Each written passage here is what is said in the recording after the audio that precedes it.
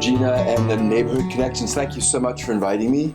It's a great honor to be here, and thank you all for coming, which is extraordinary on a gorgeous Saturday in Vermont, and you guys live in such a beautiful area.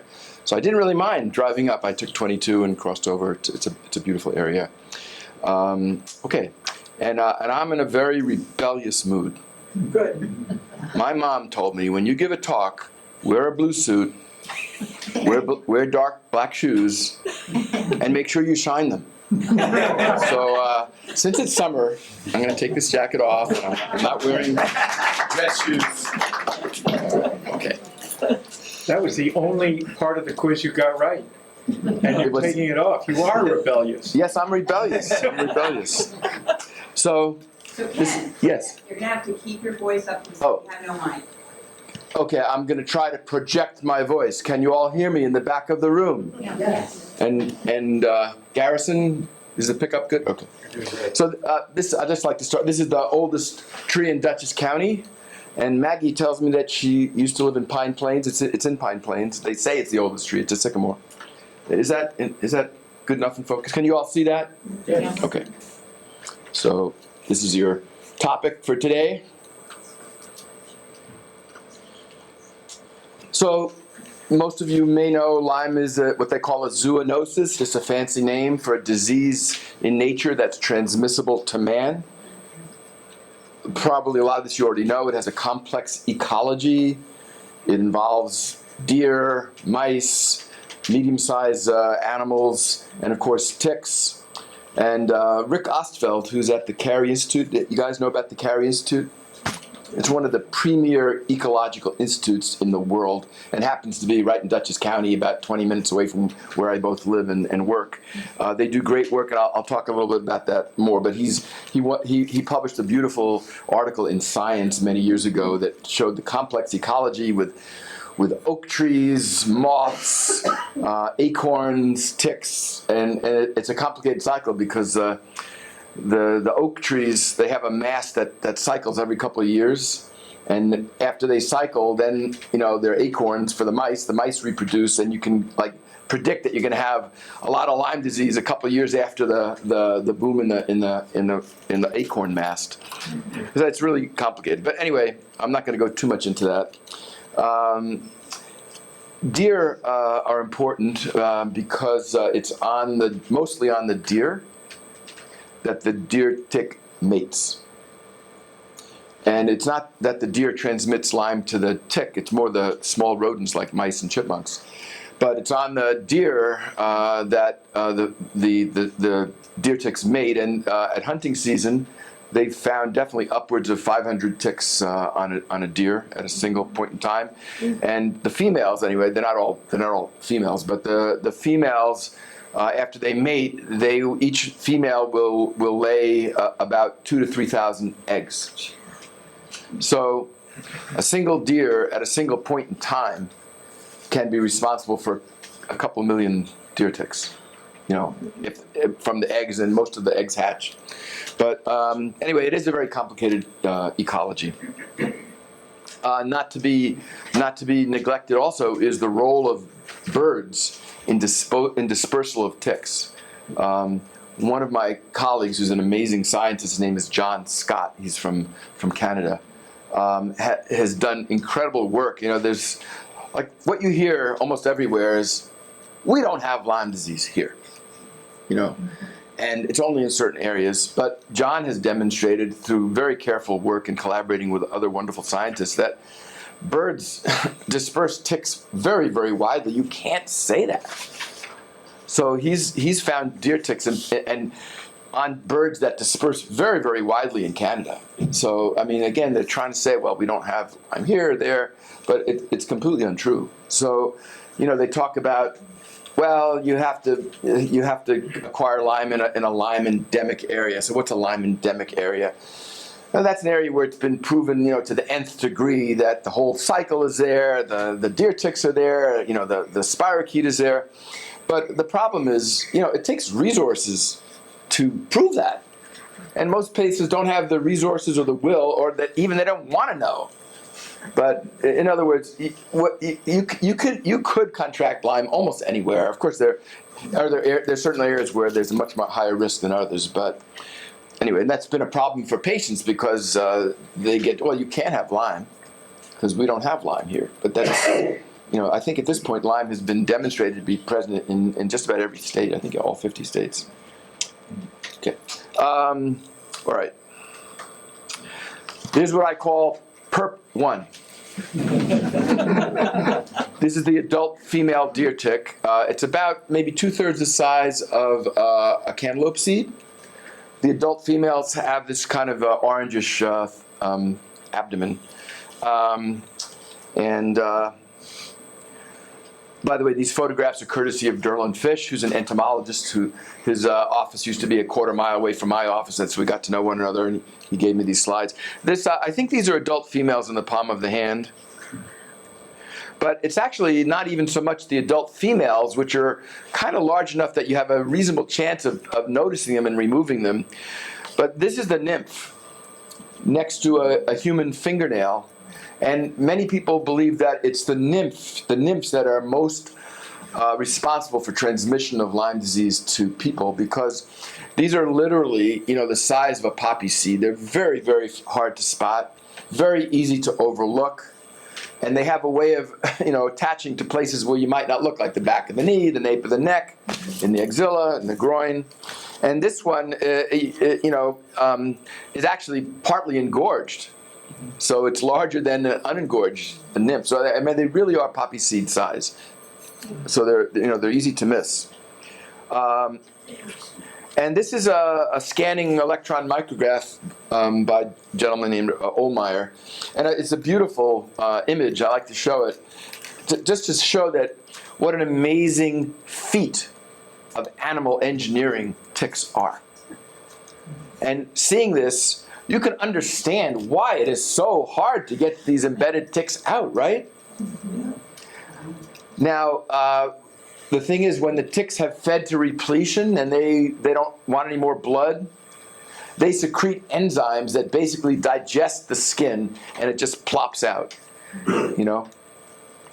There are some interesting ways to get these ticks out, by the way. One of my colleagues from Canada, Dr. Ernie Murakami, I don't know if anybody knows his name, but if you put his name in and go to YouTube, he has some beautiful pictures of how he gets ticks out. One good thing, which I guess if you're not a medical professional would be not so easy to do it, is to inject a tiny little bit of epinephrine right where the tick is attached. And what happens is all the blood vessels constrict, and the tick kind of figures out, well, ain't no blood meal here. And you'll see the tick just backing out itself. It's pretty amazing. And that was Ernie showed that, but it's not that practical. But because unless you have a needle and a syringe and a little bit of lidocaine around. The other thing he does is through a straw. He takes a fine thread and kind of lassos the tick and tightens it, and then through the straw pulls it out. And that seems to be pretty effective too. Of course, most people just take a fine tip tweezers and remove it as close to the skin as possible. And by the way, since we're talking about ticks, I know it was Maggie or Regina asked me to talk a little bit about permethrin. Do you all know about permethrin? Okay. So I live in Dutchess County. We have a large piece of property. My wife is a horse person, so we have some property. And I don't set foot on the grass unless I'm wearing knee-high boots that are pre-sprayed with permethrin. So I happen to like the Muck Boot brand because they're easy to take on and off, and they're breathable. They're kind of cool in the summer and warm in the winter. The thing about permethrin, there are a lot of repellents like DEET or picaridin, which are good, but permethrin is not a repellent. It just kills the ticks. Could you spell it? Permethrin, and I think I made some handouts out there. I do have it. Yeah, they're on the back. So permethrin, that's a synthetic, but it originally derived from natural pyrethroids, which are present in chrysanthemums. People sometimes use chrysanthemums to discourage like gnats and mosquitoes and things. But permethrin is a synthetic pyrethroid, and You can buy it, like we have a lot of Tractor Supply stores where we are, they sell it, a quart is about $20. And you take 10 cc's of this liquid concentrate, put it in a quart spray bottle, fill it with water, and that's what I use. And the only thing about permethrin is it can be toxic. So if you're going to use it, always spray it out of doors and don't inhale the stuff. Okay, because it can be toxic. It also is toxic to cats. So keep it away from cats. But that quart of permethrin, after you dilute, I mean, that will last you easily 5 years. And it's very practical. It's for clothing, though. It's not for skin. DEET you can use as a repellent. I happen to favor picaridin. Is anybody familiar with picaridin? It's equally effective as a repellent. It has a more kind of a floral odor, and it's much more pleasant to use. Yeah. What about cedar side? Cedar side, is that cedar oil? Yes. Is that yellow cedar or something like? I have heard that can be very effective, but I don't think it's that easily available yet. But yeah, I think there's something called Nucatone. Is that what you're talking about? No, it's called cedar side. But I've seen other ones with similar ingredients that are pretty common around here, like Vermont, whatever it is, Maiden Dorset that they sell down as well. Yeah, so I don't know if the recording is picking this up. Someone's asking about cedar side. And I have heard that cedar oils are either repellent or toxic to ticks, and they're supposedly pretty safe, biologically safe. So I don't know that much about it, but there may be other things that you can use. Picaridin. Picaridin, Picaridin. Just look at the ingredients on the repellents, because DEET, it goes. Some of the DEET products actually have DEET, or Off has DEET, but I think Off also has a brand that has picaridin. So you have to look at the ingredients. So I personally happen to, if I'm going to use a repellent, I like to use picaridin personally. But anyway, so the point to that is, you want to do everything you reasonably can to try to prevent yourself from getting Lyme disease or getting tick attachments. And it's not just about Lyme disease, as you'll see. All right, moving right along. This is the underside of this whole thing here is called the hypostome. Oops, I'm going to trip up here. And you'll notice here there are some kind of tooth-like structures.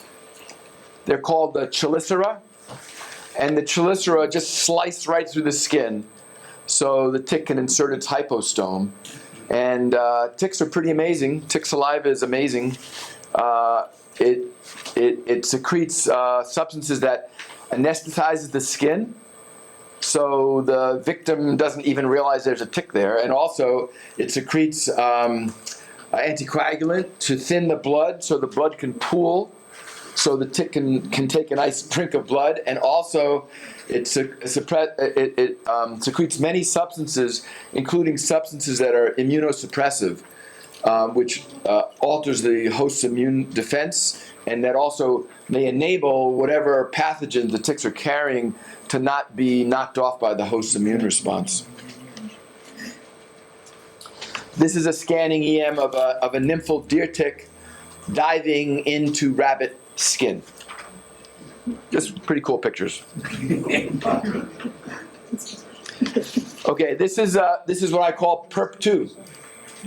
This is a transmission electron micrograph from the Rocky Mountain Lab out in Hamilton, Montana, of the Lyme organism, and I'm sure you're familiar with that kind of sinusoidal shape. But I do want to point out, and I regret that I didn't bring my pointer today, but you'll see that there are some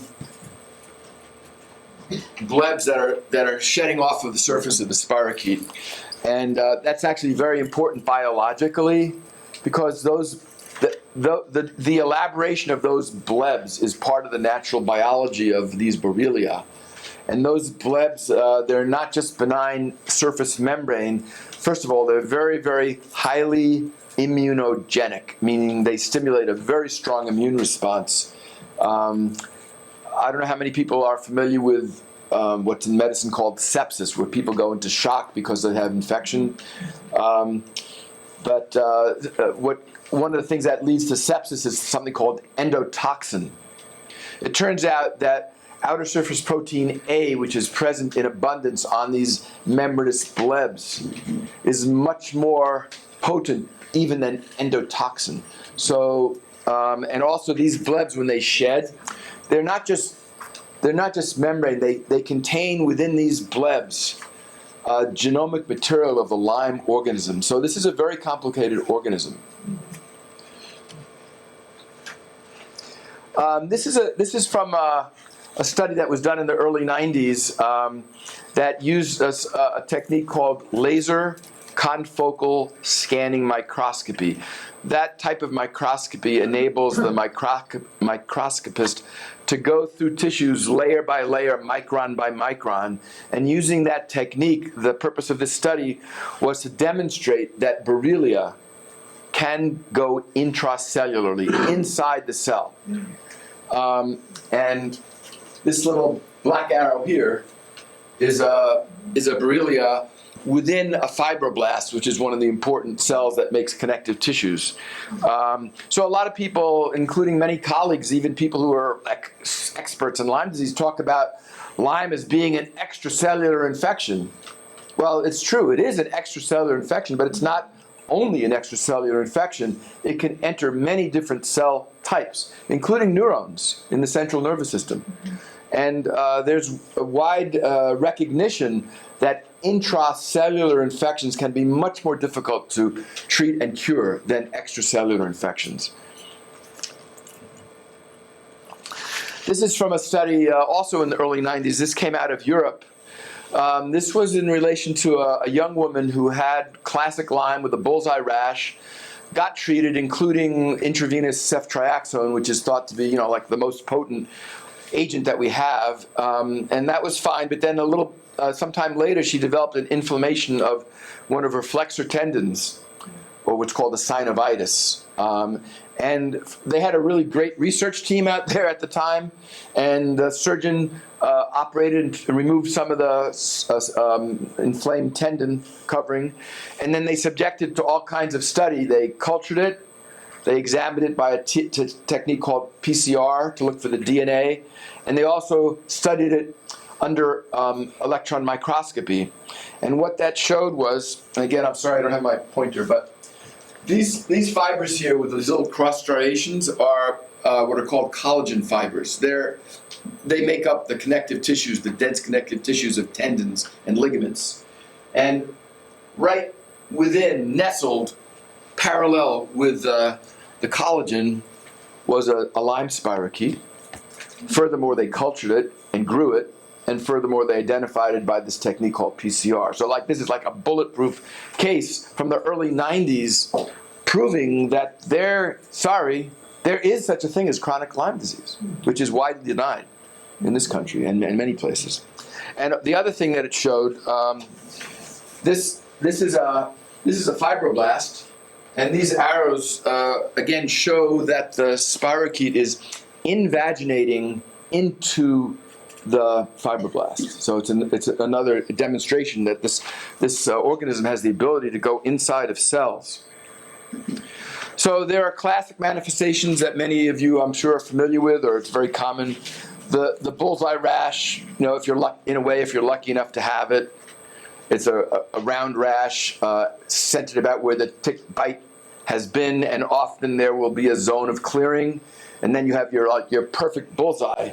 And people associate that with Lyme, but in fact, first of all, a lot of people don't get a rash at all. If you do get a rash, the bullseye is only a small percentage of the rashes. One of the neat things that was found when they had a Lyme vaccine on the market called Lymerix in the late 90s, early 2000s. There's another one coming down the pike by Valneva. But they studied the patients in the vaccine study very, very carefully to see, in case they contracted Lyme. And they realized, and they demonstrated very well, Lyme rashes come in all kinds of shapes and sizes. They can be very nondescript. They can be uniform. They can be triangular. So things that, and they proved it by culturing and by PCR. So if you see the bullseye rash, in a way, you're lucky because it's what they call pathognomonic. That makes the diagnosis pretty much. But not everybody has it. Then some people develop involvement of the seventh nerve, the facial nerve, and develop a drooping of the side of the face.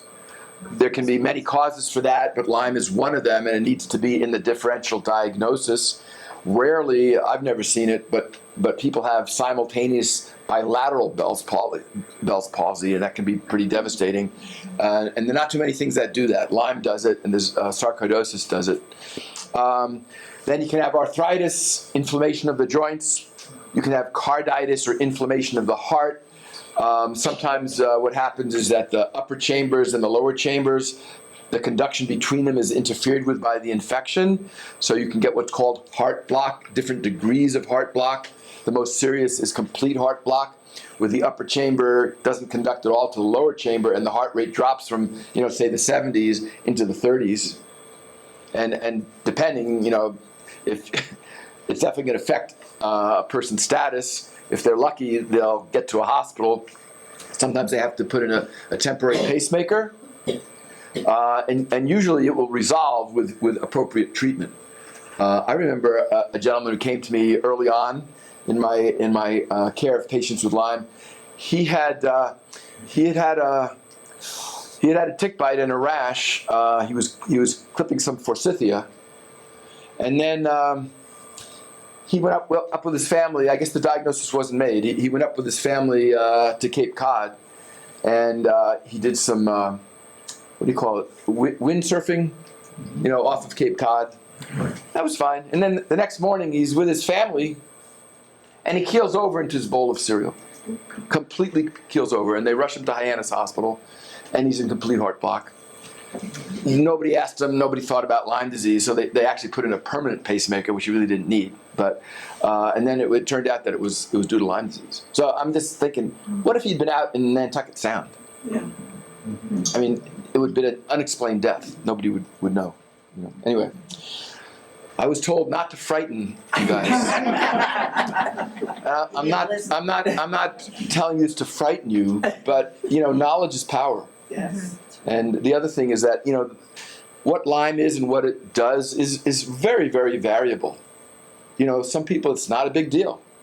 Other people it's devastating. But it's just good to be aware. And also, I remember one of my colleagues who reviewed one of my early papers. I wrote the second paper in the world literature about the use of minocycline in the treatment of Lyme. You know about doxycycline, but there's another drug called minocycline, which I was probably one of the early people to use, and to me it has a lot of advantage. So I published on that. And I remember speaking to one of my colleagues in academia, who I asked to kind of look at the paper before I submitted, and I said to him, that Lyme is dangerous, potentially dangerous. And he said to me, "Well, I wouldn't call it dangerous." That's not true. It's potentially dangerous, and it has to be regarded as such. You can get involvement of the central nervous system. A lot of people talk about brain fog, cognitive difficulties. There's all kinds of degrees, and there can be an element of autoimmune encephalitis related to Lyme, but there also can be direct infection of the brain and the meninges. And because of my background, I trained in pathology. I tend to see some of the more severe cases. So I've seen some of these cases. They can be very, very devastating. And of course, everybody's happy if the diagnosis is made occurring after a known tick bite in a defined endemic area. Everybody's happy, right? And then, of course, the tests have to be positive. Everybody's happy. But it often doesn't work that way. In addition to those so-called pathognomonic features, meaning if you see it, you can almost make the diagnosis just by seeing it. But there's a lot of non-specific symptoms that people with Lyme disease experience. And if you don't have a pathognomonic finding, to many physicians, it'll be regarded as, well, kind of vague and non-specific, aches and pains of daily living, get over it. But, fatigue, some malaise, sometimes fever, flu-like symptoms, stiff neck, headache, joint pain, sometimes neuropsychiatric symptoms, depression, irritability. There have even been cases of psychosis. And then sensory hyperacuities, where people can be like ridiculously sound sensitive. They may be sleeping and hear the faucet dripping 3 rooms away in the kitchen, and it drives them nuts. And light sensitivity, and also sensitivities of smell and taste. So, working in this field, after a while, you kind of get a gestalt. You know what a gestalt is? It's a German term from psychology. You get a kind of, it all kind of comes together. But it does take a lot of experience to figure this out. Just to figure out Lyme definitely was a good 10 years, for me personally. And then there's a wide and it seems like an ever-expanding range of manifestations that Lyme, and we don't really fully know exactly what Lyme can do. As each year goes by, more and more different kinds of manifestations are published. I'm fond of saying that for syphilis, which is another spirochetal disease, Lyme is a spirochetal disease, that for syphilis, it took mankind 500 years to have a good handle on what syphilis is and what it does or can do. And I like to point out that we are 40 years into Lyme disease. We're still in a state of relative ignorance. But so you can have central nervous system involvement, the peripheral nerves, the autonomic nervous system that deals with maintaining your blood pressure. People can faint or have difficulty maintaining their blood pressure. All kinds of symptoms involving the auditory apparatus, numbness, tinnitus or ringing in the ears, even loss of hearing can happen. Any structure in the eye can be involved. The genitourinary tract can be involved. In fact, in a mouse model of Lyme, one of the target organs for Borrelia is the bladder.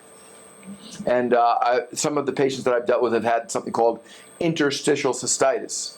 They feel like they have a urinary tract infection, but you can't find it on a culture because it doesn't produce the typical white cells that a typical urinary tract infection has, because it's involving the lining of the bladder. Cardiac we talked about. There can be a wide range of gastrointestinal symptoms.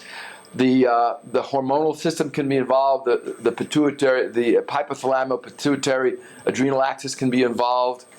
The skin can be involved in many different ways besides the skin rash. Particularly in Europe, there are late manifestations of Lyme where the skin thins. It's called acrodermatitis chronicum atrophicans, and the skin becomes tissue paper thin. And then also not to be forgotten, there can be infectious triggered immune-related, or you really can't call it autoimmune because it's really triggered by something else, but there are a wide range of immune-mediated features that can occur. So it's challenging. It's challenging for the best of us, really. Is there anything it doesn't affect? As a matter of fact, it can affect any tissue or organ in the body. Wow. Which autoimmune diseases have you noticed? Okay, the question up front is which autoimmune diseases have I seen it associated with? One of my patients who had definite Lyme and babesiosis went on to evolve a lupus-like disorder, not exactly lupus, it was actually dermatomyositis.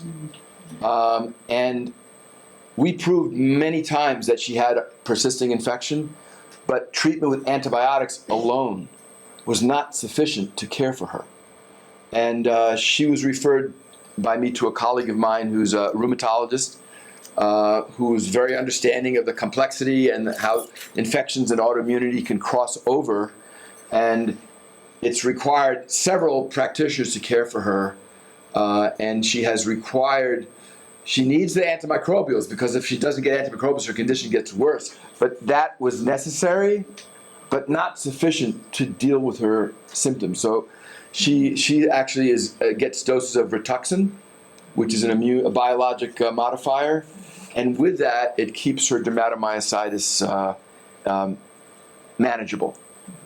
So it's complicated, and for me anyway, for some of the patients, one person can't do it all. You need sometimes a team of people, because that's the other thing. The problems that Lyme can cause crosses disciplines, and I'm not proud. I have a low threshold of getting help from my colleagues if it gets complicated. Yeah. So what about atypical presentations? Meaning, no known rash, no known tick attachment, maybe occurring in an area that's not yet defined as Lyme endemic, seronegative or seroequivocal. I'll get into that a little bit later, where the screening tests are not positive. That's another thing that I want to harp on, because it gets my goat all the time, is our Centers for Disease Control insists that their schema for diagnosing Lyme, once you get beyond the first couple of weeks, is almost foolproof. You do a screening test, and if you get a positive screening test or a borderline screening test, then you do a Western blot. And most physicians are not experts, okay? They look to the authorities, they do what the authorities tell them, but the problem is that's completely wrong. And I'll tell you why it's completely wrong. I have had patients, they had a history of tick bite, history of a rash, they went years. They went from doctor to doctor, they would have a screening test, the test is negative, they're told, you can't have Lyme disease. So one of my patients was from Maryland, from Frederick, Maryland. The correspondence is in my book.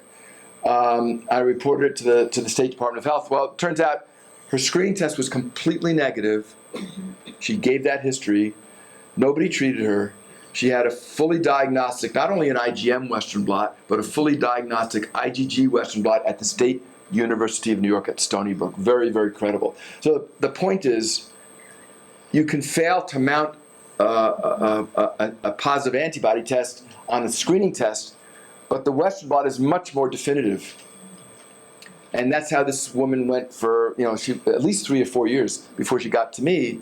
And I didn't even wait for the test to come back. I said, you have Lyme disease just based on the history. And then it turned out that the test confirmed it. And also, because of the delay, she had white matter lesions in her brain. And she was a very accomplished woman. She supervised people in a mental health clinic. She couldn't work. So it's tragic, So, okay.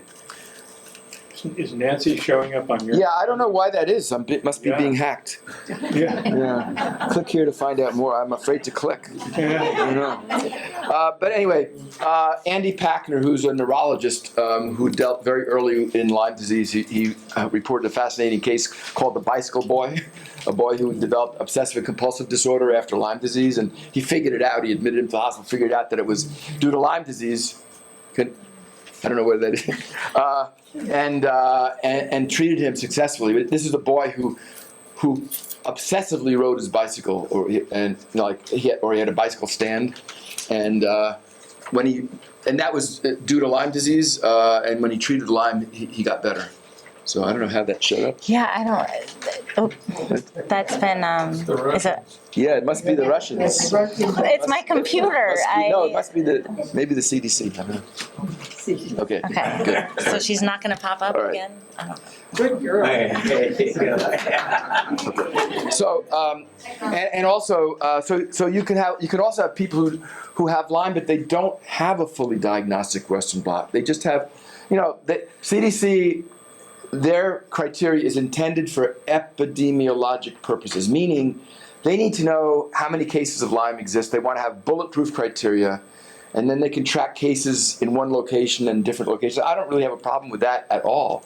However, what has happened is those screening criteria, which are intended for epidemiologic purposes, are being misused, especially by the insurers. Because you might have 4 out of 5 bands. Well, you don't have Lyme. It's just negative, which is ridiculous. And that serves the insurance companies' short-term purposes. They don't have to pay for IV antibiotics. They don't have to pay for anything. In the meantime, the people get sicker and sicker and sicker. Sometimes they go years or decades with other conditions that are being treated, and actually the underlying thing is Lyme, and that can consume huge resources. Anyway, often you end up in a state of diagnostic uncertainty. including for me. And that's agonizing, most of all for the patients, also very difficult for physicians, where if you're honest, there may be a period of time where you're really not sure, or you really can't prove what they have. So it can be very, very difficult. I was talking about Andy Packner. He was the first one who used the term. Now, syphilis is called the great imitator because it can do so many different things. So Andy used the term as Lyme, the new great imitator, which I think is very, very appropriate. Okay, so there's tremendous controversy about Lyme disease, and a lot of it stems on different conceptualizations of the illness. So it becomes somewhat ideological. Can the organism persist after application of antibiotics? How reliable are the standard tests in diagnosing Lyme disease at different stages of illness? And controversy thrives in the absence of a highly reliable, highly reproducible, direct detection test that everybody can agree on. So then it just becomes a matter of opinion. On the one hand, you have this dogma.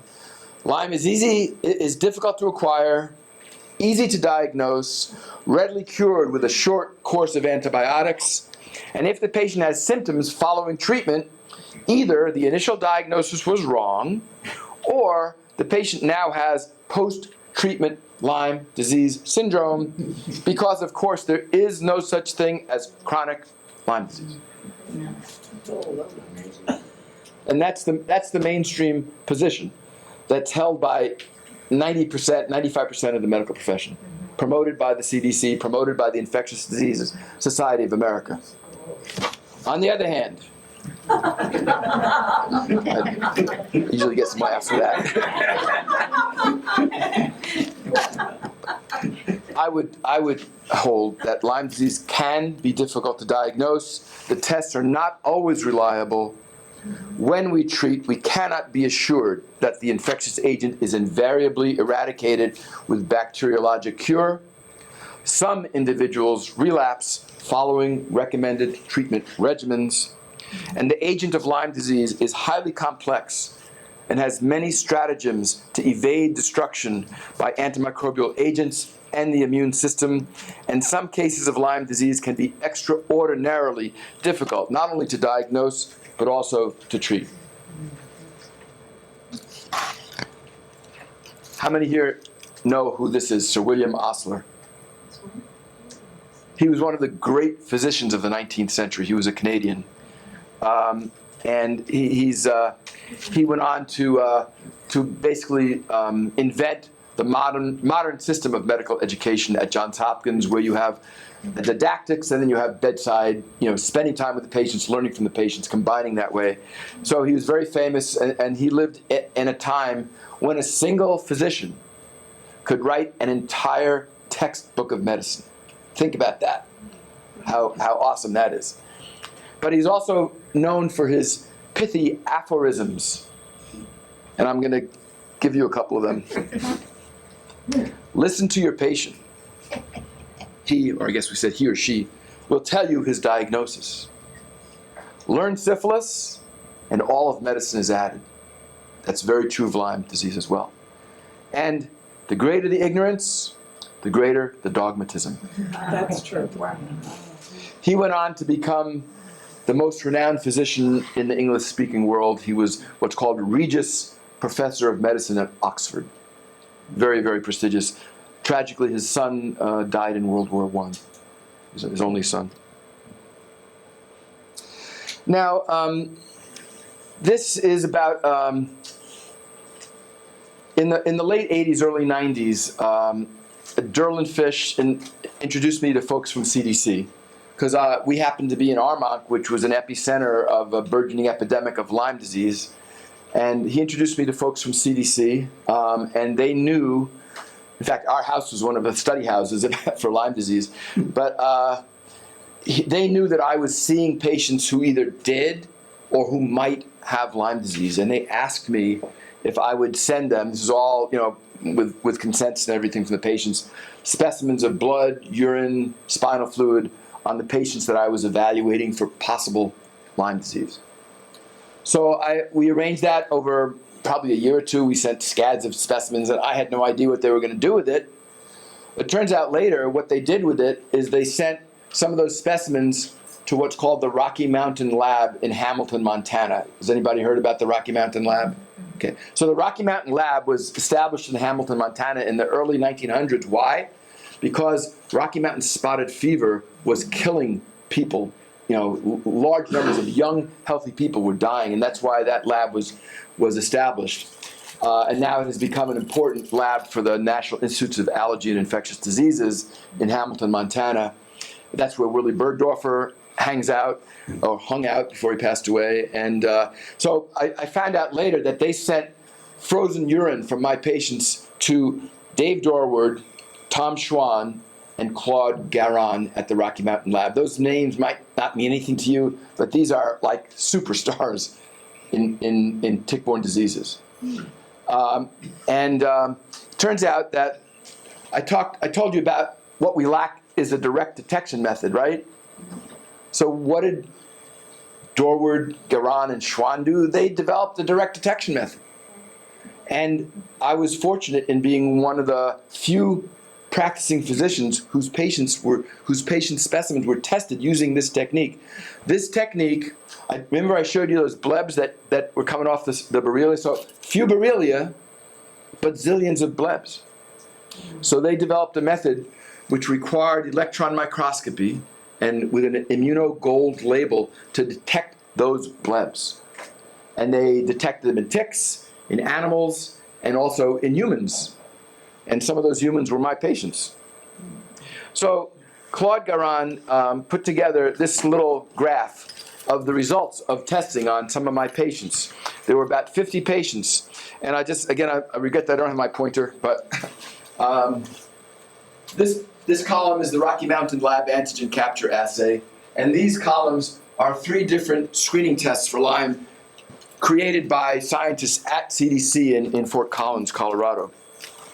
And I'll call your attention to one particular column, this one, which it's the largest distribution of cases of my 51 patients.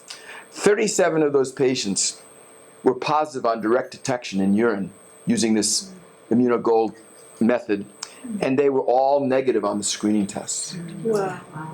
So, meanwhile, I'm just a little clinician, in my office, but I'm working just by circumstances with some of the finest biomedical scientists in the world. And I'm saying to myself, this is telling me that our tests are lousy. Our tests are no good. Nonetheless, so I'm just expanding that. And we reported this in an abstract at the 5th International Congress on Lyme Borreliosis in Arlington, Virginia. Let me just read a couple things. This is the title. And this is the conclusions.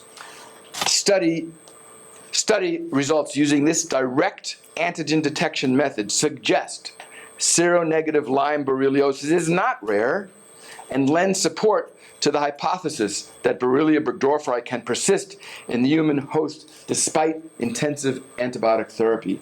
So many of these patients had already been very intensively treated, and more than once.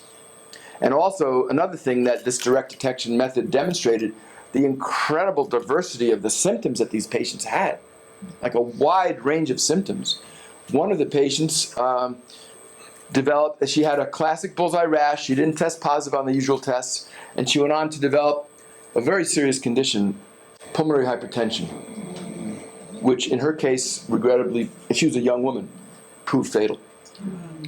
And also regrettably, she was at Mount Sinai in the intensive care unit. That she's not under my control, and the doctor in charge of the case could have asked for an autopsy, but he didn't, which is really a shame. What year was that? Well, this was reported in around 1991 or 92, so it was probably a year or 2 or 3 before that. So this has been known since 1991? Known by me. But the CDC, for reasons known only to them, seem to have gone to extensive lengths not to support development of direct detection methods and rely on this 2-tiered testing. which is seriously flawed, widely recognized, not just by me, very seriously flawed. So you cannot rely on those tests. And that's why clinical judgment is so important, but also difficult. It takes time and careful study with the patients to figure these things out. Figuring this out doesn't lend itself to a 15-minute visit, trust me. Yes? If the tests are, the screening, those 3 screening tests showed in your last slide, do they show false negatives? Do they also show false positives?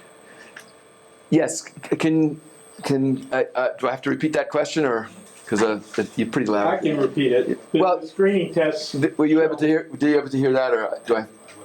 Oh, okay. Well, the question is, can you have false negatives? Can you have false positives? The answer is yes. You can have both false negatives and false positives. Yes. So it's difficult.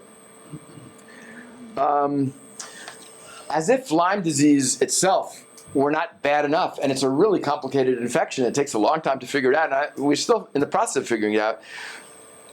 These ticks can be cesspools of infection. So you're not just dealing with Lyme disease. They're potentially dealing with many other infectious diseases, some of which are extremely dangerous in themselves. So, and another thing that can be confusing is that some of these other tick-borne diseases can have symptoms that sometimes you can distinguish them, but sometimes the symptoms overlap a great deal. So you're not always sure what you're dealing with. And also, just like the tests for Lyme are not always reliable, well, the tests for some of these other tick-borne diseases are not always reliable. So it's really difficult because, the doctor is confronted with a sick person. You can't completely rely on the tests. There's a lot of possibilities, and, and there's also pitfalls of making the wrong diagnosis, failing to treat, or treating for the wrong thing. So it's challenging. One important, what we use the term co-infection, meaning another infection that ticks can transmit besides Lyme. And also, some of these other things can be transmitted by themselves. They don't always have to be transmitted with Lyme. Babesiosis, that is a malaria-like parasite that ticks can transmit. Around here, probably the most common is Babesia microti. There's another strain called Babesia duncani, which originally was detected in the Pacific Northwest, and a lot of people think it's only in the Pacific Northwest, but many of us clinicians have found evidence of it in many patients all over, including people who've never been west of the Hudson River. So we don't think it's just because it was found in the Pacific Northwest doesn't mean it's restricted there. It's just like saying, well, Lyme was found in Lyme, Connecticut, so it can't be anywhere else. It's kind of dumb. I'm going to show you some pictures of babesia organisms. There's another organism, they now call it Anaplasma phagocytophilum, but it used to be called human granulocytic ehrlichiosis. It's a Rocky Mountain spotted fever-like infection. They call it human monocytic human granulocytic because it tends to infect the granulocyte, which is one of the white blood cell series. People can have high fever with that, liver dysfunction, low platelets. They can be very, very sick, and if you don't treat them, people sometimes can die with it. But also I've had patients who've been exposed and they never were sick from it and they never were treated, but we have clear evidence of exposure. So there's a lot of variability in how these things express themselves. Human monocytic ehrlichiosis, now they call it Ehrlichia chafiensis. That is another infectious agent that's like Rocky Mountain spotted fever that goes into a different white cell series, the monocyte, and I'll show you some pictures of those. Again, people can be very sick, and it can be fatal if it's not diagnosed and treated, but not everybody has that kind of a course. There's a controversy about Bartonella. Bartonella henselae is the agent of cat scratch fever. Definitely can be transmitted by the scratch of a cat, can be transmitted by fleas. Vets are at high risk for contracting Bartonellosis. And a lot of clinicians believe that Bartonella may also be tick transmissible, but again, CDC is somewhat dubious about that. But that's another really complicated infection. Multisystem, can evolve over time. So again, a lot of overlap. And the treatment is a little bit different than the treatment for Lyme. And also the treatment for babesiosis is not the same as the treatment for Lyme disease. There's Rocky Mountain spotted fever itself. And just to let people know, it's not restricted to the Rocky Mountains. It's in most every state. I don't know the details about Vermont, but it's in New York. It's in North Carolina. And there have been some cases recently of children where the diagnosis was not made, it wasn't thought of, and that resulted in death. Completely avoidable. The symptoms of that. Of Rocky Mountain spotted fever. High fever, flu-like symptoms. I have never dealt with a case of it myself, but they say that there can be a peculiar rash on palms and soles, but it can be elsewhere. It produces a kind of a vasculitis, and it can affect the brain. And once it gets beyond a certain point, I mean, the blood vessels can be occluded, and people end up needing, if they survive, they sometimes need amputations because it's bad. Isn't there an injection to prevent spotted fever? So the question is there an injection to prevent Rocky Mountain spotted fever? I'm not aware of that. Like a vaccination? When I was young, I lived in Wyoming, and we had lots of ticks. And every year I got 3 shots that were supposed to prevent it. I never got it. Okay. They were terrible shots to take, but Okay, I'm going to just repeat what you said. So this gentleman, you grew up in Wyoming, yeah. lucky you, and you're saying that you got some type of a shot to prevent Rocky Mountain spotted fever? Yeah. I'm not aware of it. I mean, it wouldn't. I certainly am not an expert in Rocky Mountain spotted fever. It's possible at a certain point in time that they were, trying or experimenting or had actually developed a vaccine. But if that's so, I'm not aware of it. But I wouldn't say that you're wrong. When I was a child in Indiana, the little girl across the street got a vaccination for Rocky Mountain spotted fever, and she died in the physician's office because she was allergic to eggs.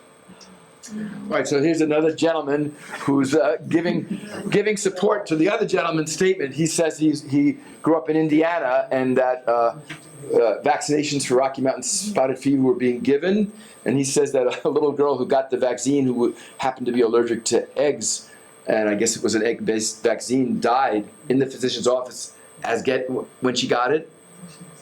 Maybe that's why a vaccine for Rocky Mountain spotted fever is not available. No, I don't mean to make light of it. But I mean, so we're hearing 2 different gentlemen saying that they recall getting, vaccinations for Rocky Mountain spotted fever. I'll have to do some research. I wasn't aware of that, and you might be right. By the way, I didn't get vaccinated. okay. Well, by the way, there's a wonderful book that I would highly recommend if you guys are interested. It's called Rocky Mountain Spotted Fever: History of a 20th Century Disease, written by Victoria Harden, Harden. She is, I don't know if she's still alive, I hope she is, but she was, at the time that I was in touch with her, she was the historian for the National Institutes of Health. Wonderful book. And it also, the nice thing about it overlaps, it brings you forward to the time when Lyme disease was beginning to be investigated. So it's a beautiful book. Highly recommend it. You can get it off of Amazon. Yes? So for the diseases that you're talking about now, the Western blot would be a test that would be done initially, or are there individual tests that would have to be run to rule out any of those? Well, Western blot right now is just for Lyme. Mm-hmm. No, all of these other diseases have different tests. Yeah, and that's why, and again, there's a lot of variability in the quality of labs, and a lot of the commercial labs are not very good, so it can get pricey, to do all of these tests. But on the other hand, you want to do what you reasonably can to try to accurately diagnose things. No, these all require different tests. Yeah, and then you don't test for everything because it depends on what your clinical suspicion is. Also, another thing that you should be aware of, because this is around, fortunately there's a fairly low incidence of it, but Powassan. Have you heard of Powassan? Okay, it's a virus. It was first, I think it was first detected in Ontario, but there have been cases in New York. There have been cases in Maine. I don't know about Vermont. I haven't followed the statistics, but This is another. This is a virus that can be carried by the Lyme organism. Sorry, can be carried by the deer tick. Sorry, misspoke. And the other thing is that this is known to be potentially transmitted within 15 minutes of a tick attachment. And people can get it and not be sick, true, but some people can get very sick where it again invades the nervous system, produces a severe encephalitis for which there is no treatment. And you either survive or you die.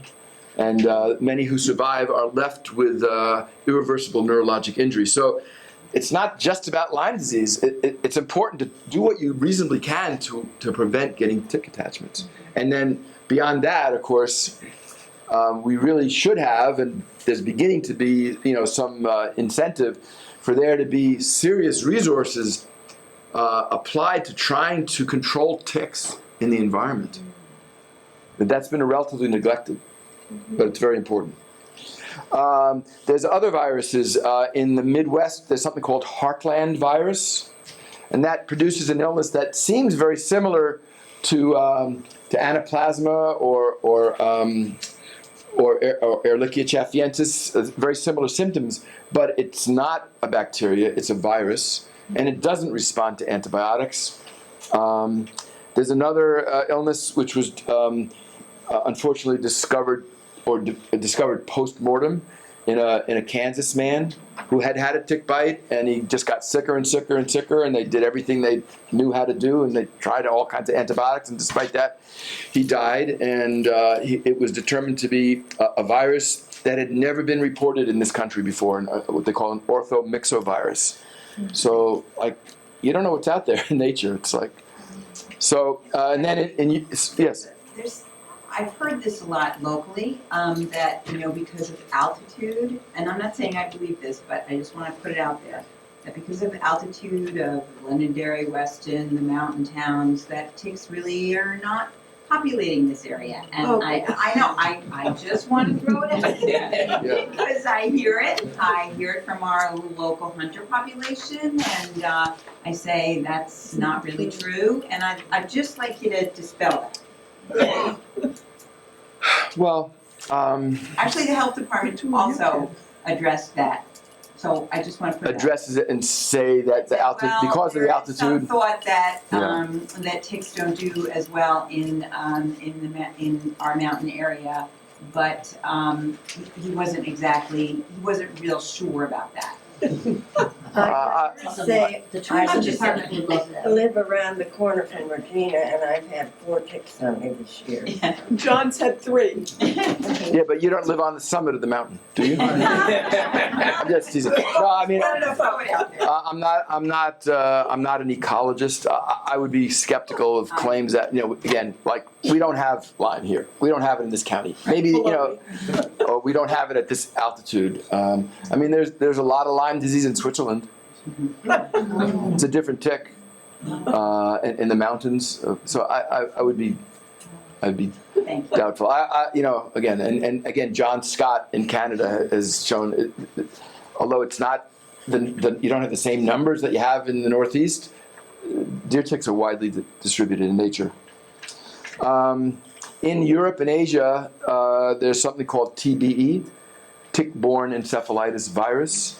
It is sort of the Asian and European version of Powassan, or the deer tick virus.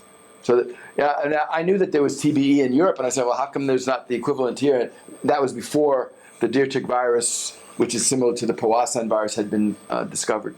So in fact, there is similar. Then there's other things that ticks can transmit. Rabbit fever, tularemia, can be transmitted by ticks. I've never seen a case. And then there's relapsing fever. Now, in the east, we have mostly hard ticks, what are called exotic ticks. In the west of the United States and in Africa and other countries, they have what are called soft ticks, ornithodorus ticks. And those ticks carry another Borrelia. It's not Lyme. It's relapsing fever Borrelia. And that has been known for many, many years, way before Lyme disease was discovered. And these these ticks are notorious for being rapid feeders, and people who go camping in the mountains and stay in lean-tos or rustic cabins, these ornithodorus ticks will be sort of in the crevices. They will rush out, feed in 10 minutes, and go back. And there's many cases described of young people who go camping, or people of any age, and come back with relapsing fever, and that's characterized by these hectic fevers that come, then they resolve for a while, and then they come back. And the thought is that this particular kind of Borrelia is able to change its surface coat periodically. So as the host develops antibodies against the surface coat, it changes its surface coat and is able to re-emerge. So it's called relapsing fever. Relapsing fever can produce a wide range of multisystem symptoms as well. And then, to make things even more complicated, it turns out that the same tick that transmits Borrelia burgdorferi, the agent of Lyme disease, a percentage of those ticks in all areas, including the Northeast, carry another Borrelia. It is not Lyme. It's called Borrelia miyamotoi. It was first discovered in Japan, or first identified in Japan. So, in other words, there's another Borrelia in the deer tick that can make people ill. It's a Borrelia, but it's not Lyme disease. And a lot of people think that may be responsible for some of the cases that are Lyme-like, but for all your searching and all the testing, you can never prove that it's Lyme, and guess what? It's not Lyme. It's relapsing fever borreliosis due to Borrelia miyamotoi. Now, Derlin Fish, the same guy who loaned me the slides, he's very perceptive. He's a good scientist. He recognized in the ticks there was another Borrelia that morphologically, it wasn't Lyme, and he tried. He's very well connected with government entities. He tried to get the NIH to fund him to research it. They didn't want to fund it until about 10, 15 years ago, the Russians discovered that this relapsing fever agent could cause human disease. Then all of a sudden, it's like Sputnik. Like the government didn't want to fund the space race until the Russians. So once the Russians reported, then there's been all this funding, and there were reports in the New England Journal of Medicine of a woman from Western New Jersey who had a meningitis, and the doctors taking care of her were very perceptive. They looked at the spinal fluid, and they saw large numbers of Borrelia. Now that's not typical for Lyme. Lyme is usually present in very sparse numbers, but this was a lot of numbers, also a lot of numbers of spirochetes in the spinal fluid, and also the morphology, the shape is a little bit different. So it's really complicated, guys, right? Yeah. It's complicated. The good thing, I guess, is that the same treatment that you would use for Lyme, you would use for relapsing fever. It's sensitive to the same kinds of treatment. Yes, sir, question in the back. Just recently, I've heard of this twice now, where there's a treatment in Germany that they raise the blood temperature to 105 or 6 degrees, but we cannot get that here in the States. Yeah, so the question from the back is talking about something called hyperthermia. It's called hyperthermia. There is a clinic in Germany, there may be more than one, called the St. Georg Clinic. And, it goes back to research by Werner and Jahrig at the turn of the century that they discovered, before we had any effective treatment, that syphilis could be treated by infecting people with malaria. And the people who developed these 105, 106 fevers, that they apparently were treated successfully or relatively successfully for syphilis. So they actually got the Nobel Prize for that. But nobody's too keen to get infected with malaria, right? But there is this clinic in Germany that has subjected people to very high temperatures under anesthesia, very controlled, and raised their temperature to 105, 106 degrees. And they are claiming that they've had some success, and there are some patients who feel that they've been benefited by it. To me, it's a pretty extreme thing to do. It's also very costly. The reason why people are pursuing these things is because it's become clear that the best treatments that we have for Lyme, that we have had for Lyme, are not always successful in eradicating the infection. And then people are very sick, they're not getting help, they're desperate, and so they pursue these kinds of avenues. I don't have any personal experience with it. I know I cared for one European family. They were from Alsace-Lorraine, and the mother and the two teenage children had, I think, vacationed in the Hamptons, acquired Lyme, and they came to me for a period of time, and I was treating them. And she heard about it, and on her own advice went out there, and I didn't encourage her, but she claimed, I spoke to her sometime after that for a short period of follow-up, that they were well after that treatment. She was kind of lost to follow-up, so I don't really know. So that's the only person that I know. No, there's another family, a woman from the Northeast, whose son was really, really, really sick and not easy to treat. And she brought him out there too, and again, the last I heard, he was doing well. So, I don't know. Still, that could be quite dangerous. It has to be, if it's going to be done, it has to be done by people who know what the heck they're doing. So, and it's very cumbersome, and expensive. But, question, yes, sir. Is Lyme disease ever misdiagnosed as PMR? Polymyalgia rheumatica, is that what you're saying? So the question is Lyme ever misdiagnosed as polymyalgia rheumatica? Well, you can see very similar presentations, and there are some case reports in the literature of Lyme disease presenting like polymyalgia rheumatica, even with biopsies of the temporal arteries showing spirochetes in them. But then there may be polymyalgia rheumatica that has nothing to do with Lyme disease. So yes, again, the great imitator. So it's yes, there are cases reported, but again, I'm not really expert in that. But yeah. Dr. Liegner, do you, if it's okay with the audience, do you want to go to a certain time and then leave question time for the very? I have no particular time limit on me, I just wanted unless we're going to turn into pumpkins at a certain point in time. So I mean, I could have refused to take questions, but I don't mind. It's more interactive, actually. So I'm fine Can we with. keep going? Are you guys okay with going? Okay. Have we exceeded our time limit? Oh, no. I Okay. just want to be sure the audience was okay. Yeah, you had a question about. Can you comment on the chronicity of Lyme disease, which isn't really supported in large by the infectious disease community, and how that impacts on the treatment? Most people are told you're going to get 4 weeks of doxy and that's it, and then continue to be symptomatic. So the question is, can I talk to the chronicity of Lyme and how that doesn't comport with what the recommendations are for treatment of a limited duration? Let me go through my talk, because that's going to come out. That's okay. Okay? So we're getting sidetracked by questions. I don't mind. So whatever you like. I can cut off questions and we can talk afterwards, or we can talk during the presentation. I don't care, because we don't have a time limit, right? Okay.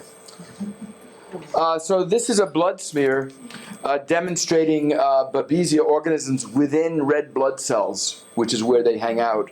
And the one with the arrow is what's called the so-called Maltese cross, and that's like pathognomonic if you see it, in the red cell for babesiosis. People who are seriously ill with babesiosis often have a high percentage of red cells being infected, and they can be critically ill, end up in the ICU, in respiratory failure and renal failure, and they need to be intensively treated. Sometimes the percentage of parasitemia or infection of the red cells is so high that something called exchange transfusion is necessary, where the blood is completely taken out of the body and fresh blood is put in. Of course, they also have to be treated with antimicrobial agents, Microdia duncani.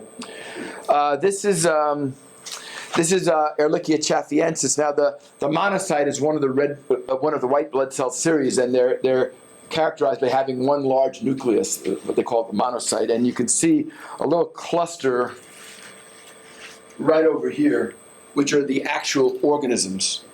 Okay, for human monocytic ehrlichiosis, also known as Ehrlichia chaffiensis, and this is within what's called the polymorphonuclear leukocyte, otherwise known as the granulocyte, and that nucleus has many lobes. And this is a different organism, and you can see that this kind of looks like a monocyte, but it's actually a poly, and they're clustered in there. Okay, so a good microscopist, a conscientious microscopist, sometimes can pick that up, with an acutely ill patient, but that's not always looked at. And again, it's like Rocky Mountain spotted fever. If you suspect it, you better treat for it, because by the time you get the test back, the patient might be dead if you don't treat it. So, as if the Lyme tick isn't bad enough, there's another tick called the Lone Star tick. And the female is characterized by this white spot on the back. So once you see it, you're going to be able to recognize it. It's bigger than the deer tick. And the other thing about the Lone Star, it's what they call a very aggressive biter. It will pursue you. It will pursue you. Like a lot of ticks, the deer tick, let's kind of wait till you walk by and they grab onto you. This will actively pursue you. It had been more present in the South, but it's moving up, and it's in New York. I'm not exactly sure of the situation in Vermont. I'm sure it's in Maine as well.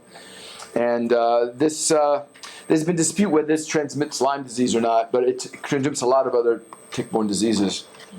And then, as if this weren't bad enough, I'm sorry, I'm not supposed to frighten you, but I can't help it. I mean, this is the facts. So this tick, what the hell is this?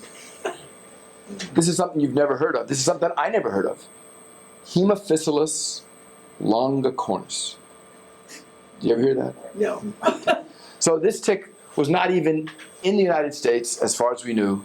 It was a tick of Asia, Australia, Japan, Siberia. And they discovered it, to everybody's horror, in a sheep farm in Hunterdon County, western New Jersey. Teeming with these ticks, teeming. And it was reported to the health department, and so they still don't know how this got from Asia to the North American continent. This tick is associated in Asia with an illness that's viral called SFTS, severe fever with thrombocytopenia syndrome. It's a virus. There's no treatment for it. It becomes a hemorrhagic illness. I don't want to say it's like Ebola, but it's that kind of an illness. And there's a high mortality rate. 10%, 20%, 30%. The other thing about this So I'm tick... totally not scared now. No. That's good. Just saying. Yeah, right. Stay indoors. The virus wasn't in New Maybe, pardon? The virus wasn't in New Jersey, just the Yeah, now, this tick so far has not yet been associated with infectious disease in animals or humans thus far. Okay? And the other thing that's creepy about this tick is this tick does not require a male to reproduce. Oh, brother. It reproduces what they call parthenogenetically, and so this can result in teemingly large numbers of ticks. So I just learned on the internet a week or two ago that I forget, was it North Carolina or South Carolina? Sorry. 4 cows and 1 bull died because of infestation with this tick. And they said, I don't know if that's the reason, but they said the reason was that there were so many ticks that they basically exsanguinated these livestock. I mean, that's scary. I mean, that's really alarming. What's the name of that tick again? Haemophilus, Haemophyllis, Haemophilus longicornis, Longicornus, also known as the Asian longhorn tick, not to be confused with the Asian longhorn beetle, which is different. So these are moving up. I mean, they're in New York, they're in Arkansas, they're in West Virginia, and they'll probably be here in Vermont. Sorry to say. That's ticks that is sucking moose dry. That's a different tick. Yeah, that's what they call the winter tick. That's a serious problem for ticks. They call them ghost moose because first of all they get anemic. I forget. It's a dermacenter tick. They call it the winter tick, And yeah, large numbers, they can also, make the moose seriously anemic. And also the moose try to get them off their coat by rubbing themselves against the trees, so they end up removing a lot of their coat. And that makes them susceptible to, freezing to death. And it's tragic. Is there any natural predator for any of the ticks that you've shown? There was an attempt to control ticks with an imported wasp. I don't know. I don't think it was somewhat successful, but not. No, it's so. All right. Again, sorry to be the bearer of all this. Aren't you glad you came? I want to go home and take a shower. Yes, ma'am. So we really are not doing anything to control the tick population. The question is, or the statement is, we're really not doing anything to control the tick population. I would say at this point in time, basically, you're right. And we need to. It should become a priority. One of the great experts in tick biology, a guy named Stephen Weikel, W-I-K-E-L, he used to be at, I forget the name of the college in Connecticut. He couldn't get funding. The government didn't want to fund him. And he's now retired, so all that expertise is lost. So, all right, moving on. Some illustrative cases. This makes me a real Lyme doctor. This is my patient with the prettiest erythema migrans, bullseye rash you would ever hope to see. Okay, you can almost feel that raised edge. Right? He got treated, and as far as I know, he's well. I did have some follow-up with him. He seemed to be well.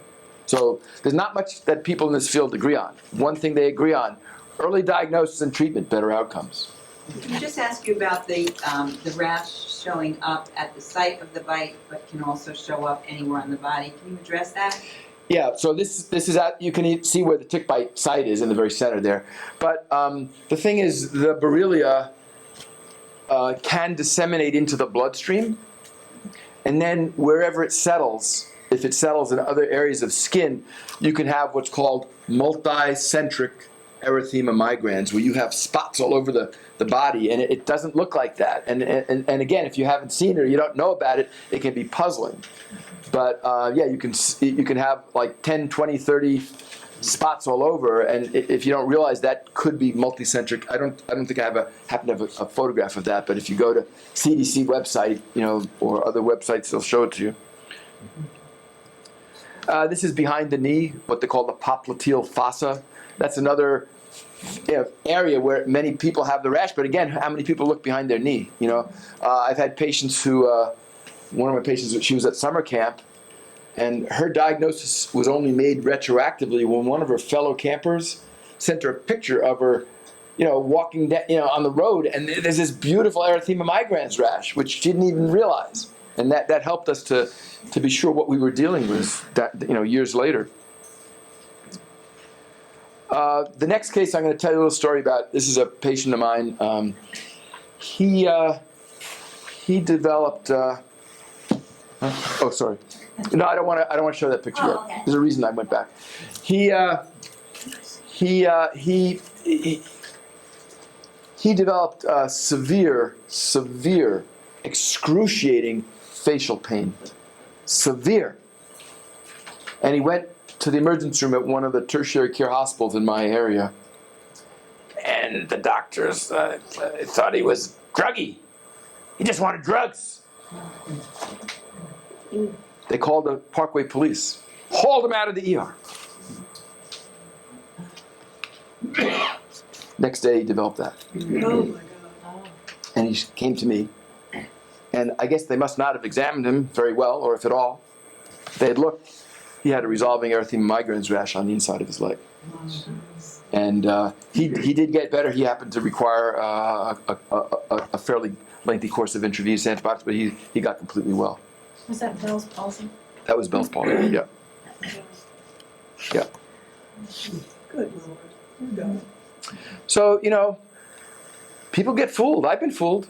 I've missed the diagnosis in my own patients sometimes, So I don't exactly fault anybody. It can be hard to make the diagnosis. But they obviously weren't very thorough, right? And they just assumed, he happened to he was from Spain, and he happened to be Hispanic. So I think there's lots of assumptions, prejudices, like profiling. Oh, he must be seeking drugs. Dr. Liegner, if you are presenting, knowing that you've had a tick attached, Yeah. you go to your primary care physician, what should you say to advocate for yourself in the diagnostic process? I think that's really a very basic thing that I bet this whole audience would really like to know. What should we say if we're going in, having had a tick bite, with whatever symptoms we have, then you're responsible for presenting those symptoms, but what should we be asking for? Do I need to repeat that question, or you think it was picked up? You think you got it? But if you had your headphones on, you'd know. It was spiking. It's spiking? Okay, you can tell. All right. So, well, it is a kind of a complicated question. It's one thing, tick bite only. That's one question. History of tick bite and then symptoms later. That's different, right? So, tick bite only. Personally, from what I've seen, I'm biased. I'll tell you, I'm biased. From what I've seen, that should be treated preventively. And the earliest it's treated, the better. So now there is a very, in my opinion, extremely flawed study, but it's being promoted, and your local pharmacist is going to give you 1 double dose of doxy for tick bite. That study only followed people for 6 weeks. Okay? And what that is guaranteed to do, or has a high probability of doing, is making you seronegative, so you won't test positive later on. But it's very unlikely, in my opinion, to eradicate the infection. So what would you recommend? Well, what I usually do is if the patient has a tick attachment, again, I encourage my patients to let me know as soon as possible. But I usually offer them, I used to give them 2 weeks of doxy. Now I just routinely give them a month of, I usually give them minocycline if there's no reason not to use that. And the other thing is, so that will hopefully prevent Lyme. It will also treat Ehrlichia and anaplasma. So that's why a lot of people like to use the tetracyclines early on. But the one thing it won't cover, which also is problematic, is babesiosis. So I will often offer my patients, if they want it, after explanation, a drug called Malarone, which is an antiparasitic that you can use to treat babesiosis. So I'm thinking, well, why only treat preventively some of the tick-borne diseases that you can prevent or might be able to prevent? So I usually offer them, but that's also not standard at all. Nobody offers their patients Malarone, but as you may find out, or if we have time, I mean, babesiosis also can be very problematic. Not easy to treat, not easy to eradicate. So I think it's well worth it to try to nip it in the bud and not have further problems. But what is happening is that a lot of pharmacists, being encouraged by whoever, we'll give you a preventive dose of doxy for your tick bite. And then the doctors don't even know sometimes that the patient had a tick bite. Yes, ma'am. Yeah, I was diagnosed 2 weeks ago with Lyme and babesia. Mm-hmm.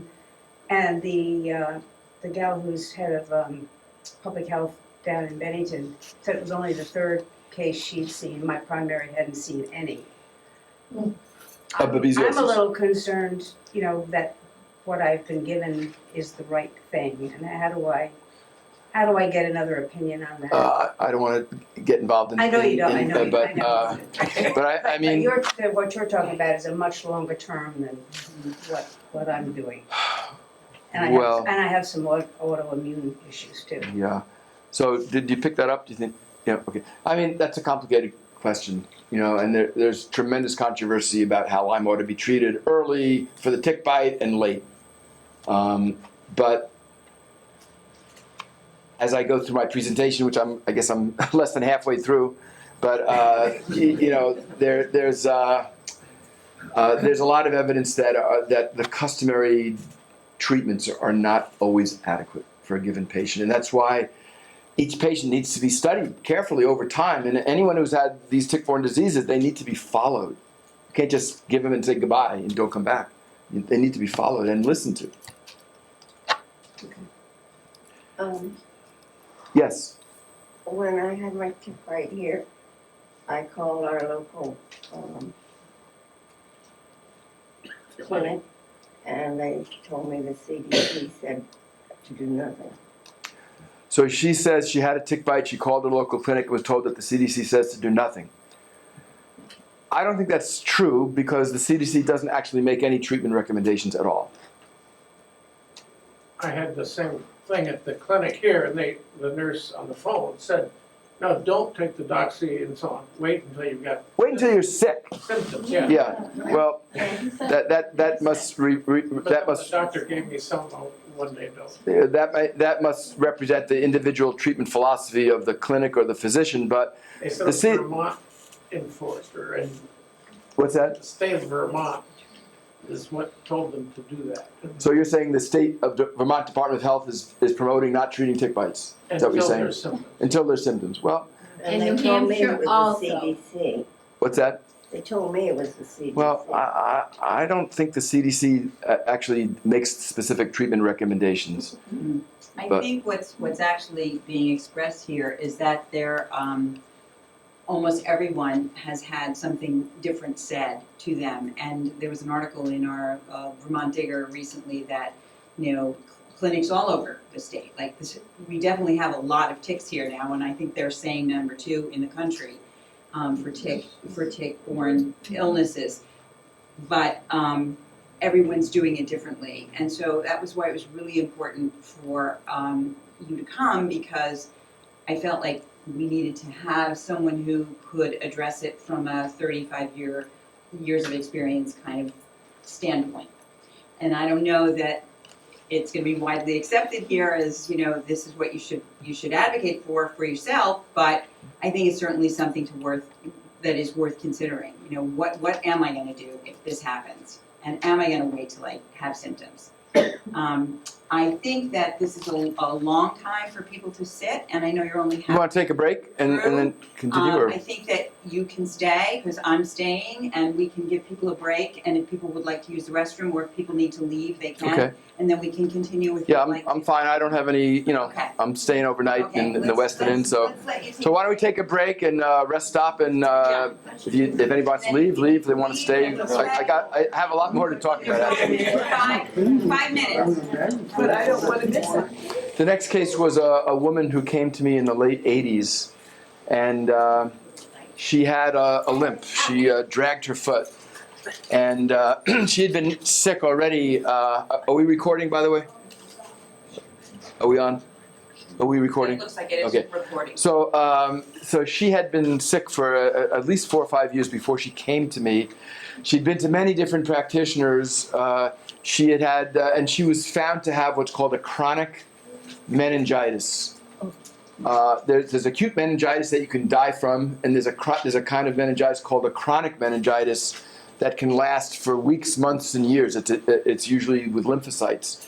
But anyway, she'd been to a lot of doctors. Nobody knew what she had. She came to me. I studied her in great detail, and I didn't know what she had. I used every test that I could use. I evaluated her from stem to stern. I evaluated for Lyme, for all kinds of other conditions. Nobody really knew what she had.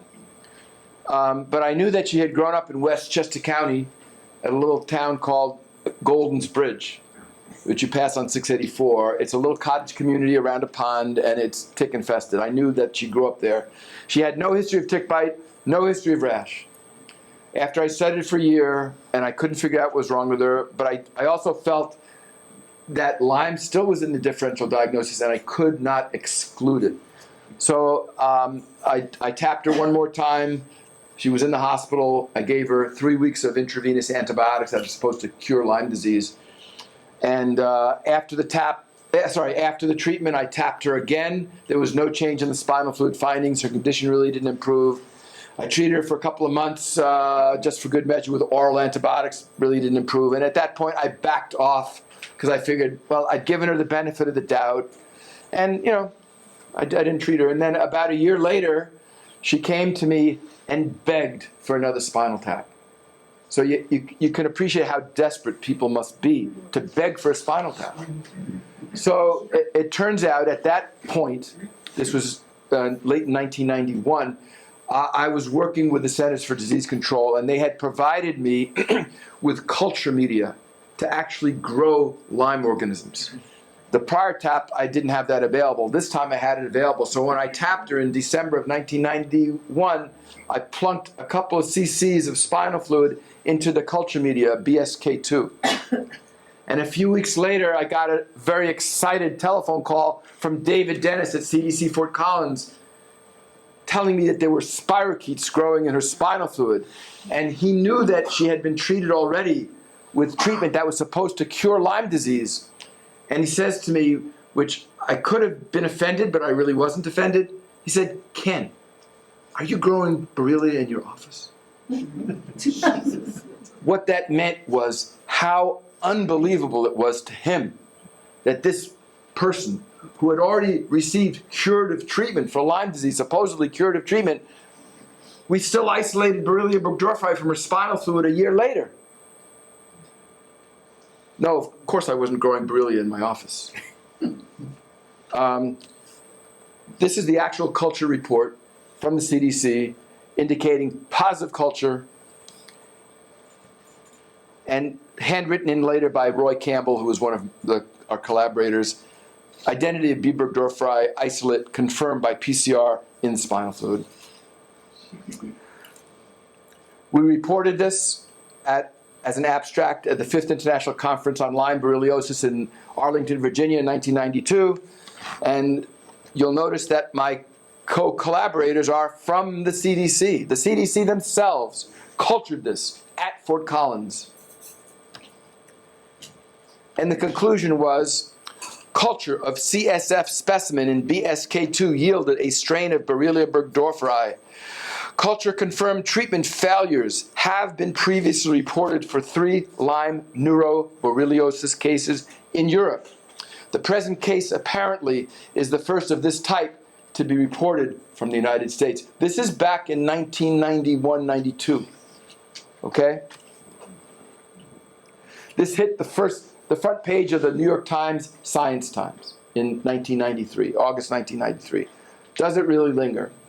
And that's me at the bedside of Vicki Logan at Northern Westchester Hospital. It's public record. This is on the cover of my book. I had to pay dearly from the New York Times to get permission to use it. So, like this, you would think this proved there's such a thing as chronic Lyme disease, right? You would think. And I wrote a guest commentary about her case, and I love this quotation, which, by the way, is from that book, Rocky Mountain Spotted Fever, History of a 20th Century Disease.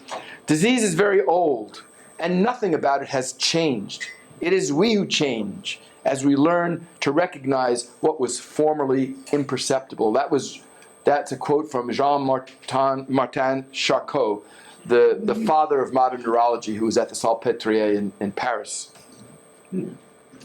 Now, once I knew that, remember, when I treated her the first time, I didn't even know that she had Lyme, but I figured I ought to give her the benefit of the doubt. So I treated her with a standard course, didn't do anything. Now that I knew that she had Lyme, I treated her with intravenous antibiotics, but not just for 3 weeks, for 13 weeks in a pulse regimen where we treat her intensively 1 or 2 days a week. With that, her spinal fluid completely normalized, went to normal, and her condition modestly improved. And thereafter, we treated her with a further pulse regimen, I think, for a number of months. And she got better, and then she started getting worse again. And I didn't really know what to do with her. She had spasticity, her limbs were very stiff. So at the time, at the Mayo Clinic, they were trialing a new device called a Medtronic pump, in which we could insert baclofen, which is an antispastic medication, directly into the spinal fluid. So I sent her out there because it was pretty much, cutting edge at that time. And when she was out there, she came under they gave her a test dose of the baclofen in the spinal fluid. And what happened was that, yes, it reduced the spasticity, but she needed that spasticity, it turns out, to function. Without that spasticity, she couldn't stand, she couldn't transfer. So the idea of using that was abandoned. But while she was out there, a rheumatologist came across her and said, well, we think she has lupus, because she did have some markers that could suggest lupus. He gave her 10 more days of an intravenous antibiotics just for good measure, and then he pumped her full of steroids. And then they sent her back to me in New York. And by the time she got back to New York, she was an absolute disaster. She couldn't hold the cup. She couldn't roll over in bed. She couldn't remember more than about 3 seconds. And she couldn't protect her airway. She was aspirating. And it looked like she was going to die. Furthermore, when we studied her with a CAT scan, her heart was surrounded by a large amount of fluid. And in her lungs, there was a lot of fluid as well. So this is her CAT scan. Again, sorry I didn't bring my little pointer, which would have been useful. But from here to here is the pericardium, but the heart is much smaller. The heart is maybe here. All this over here is fluid. And at the base of the lungs, there's all this, what we call pleural fluid, fluid in the pleural space. It really looked like she was going to die. And both for diagnostic purposes, because if the amount of fluid around the heart gets too severe, it interferes with the pumping of the heart and people can die of what's called tamponade. So both for diagnostic and therapeutic purposes, I had one of my cardiothoracic surgeon colleagues create what's called the pericardial window, where they take about a 50-cent sized piece of pericardium out to let that fluid drain. And also at that point I said, to hell with it, I'm just going to treat her. And I treated her, not pulse, but daily with intravenous antibiotics for 109 continuous days. 3 months, almost 3 months in the hospital. And guess what? She got better, way better. Her mentation cleared. She was able to walk. She was able to protect her airway. With a rolling walker, she could walk 500 feet.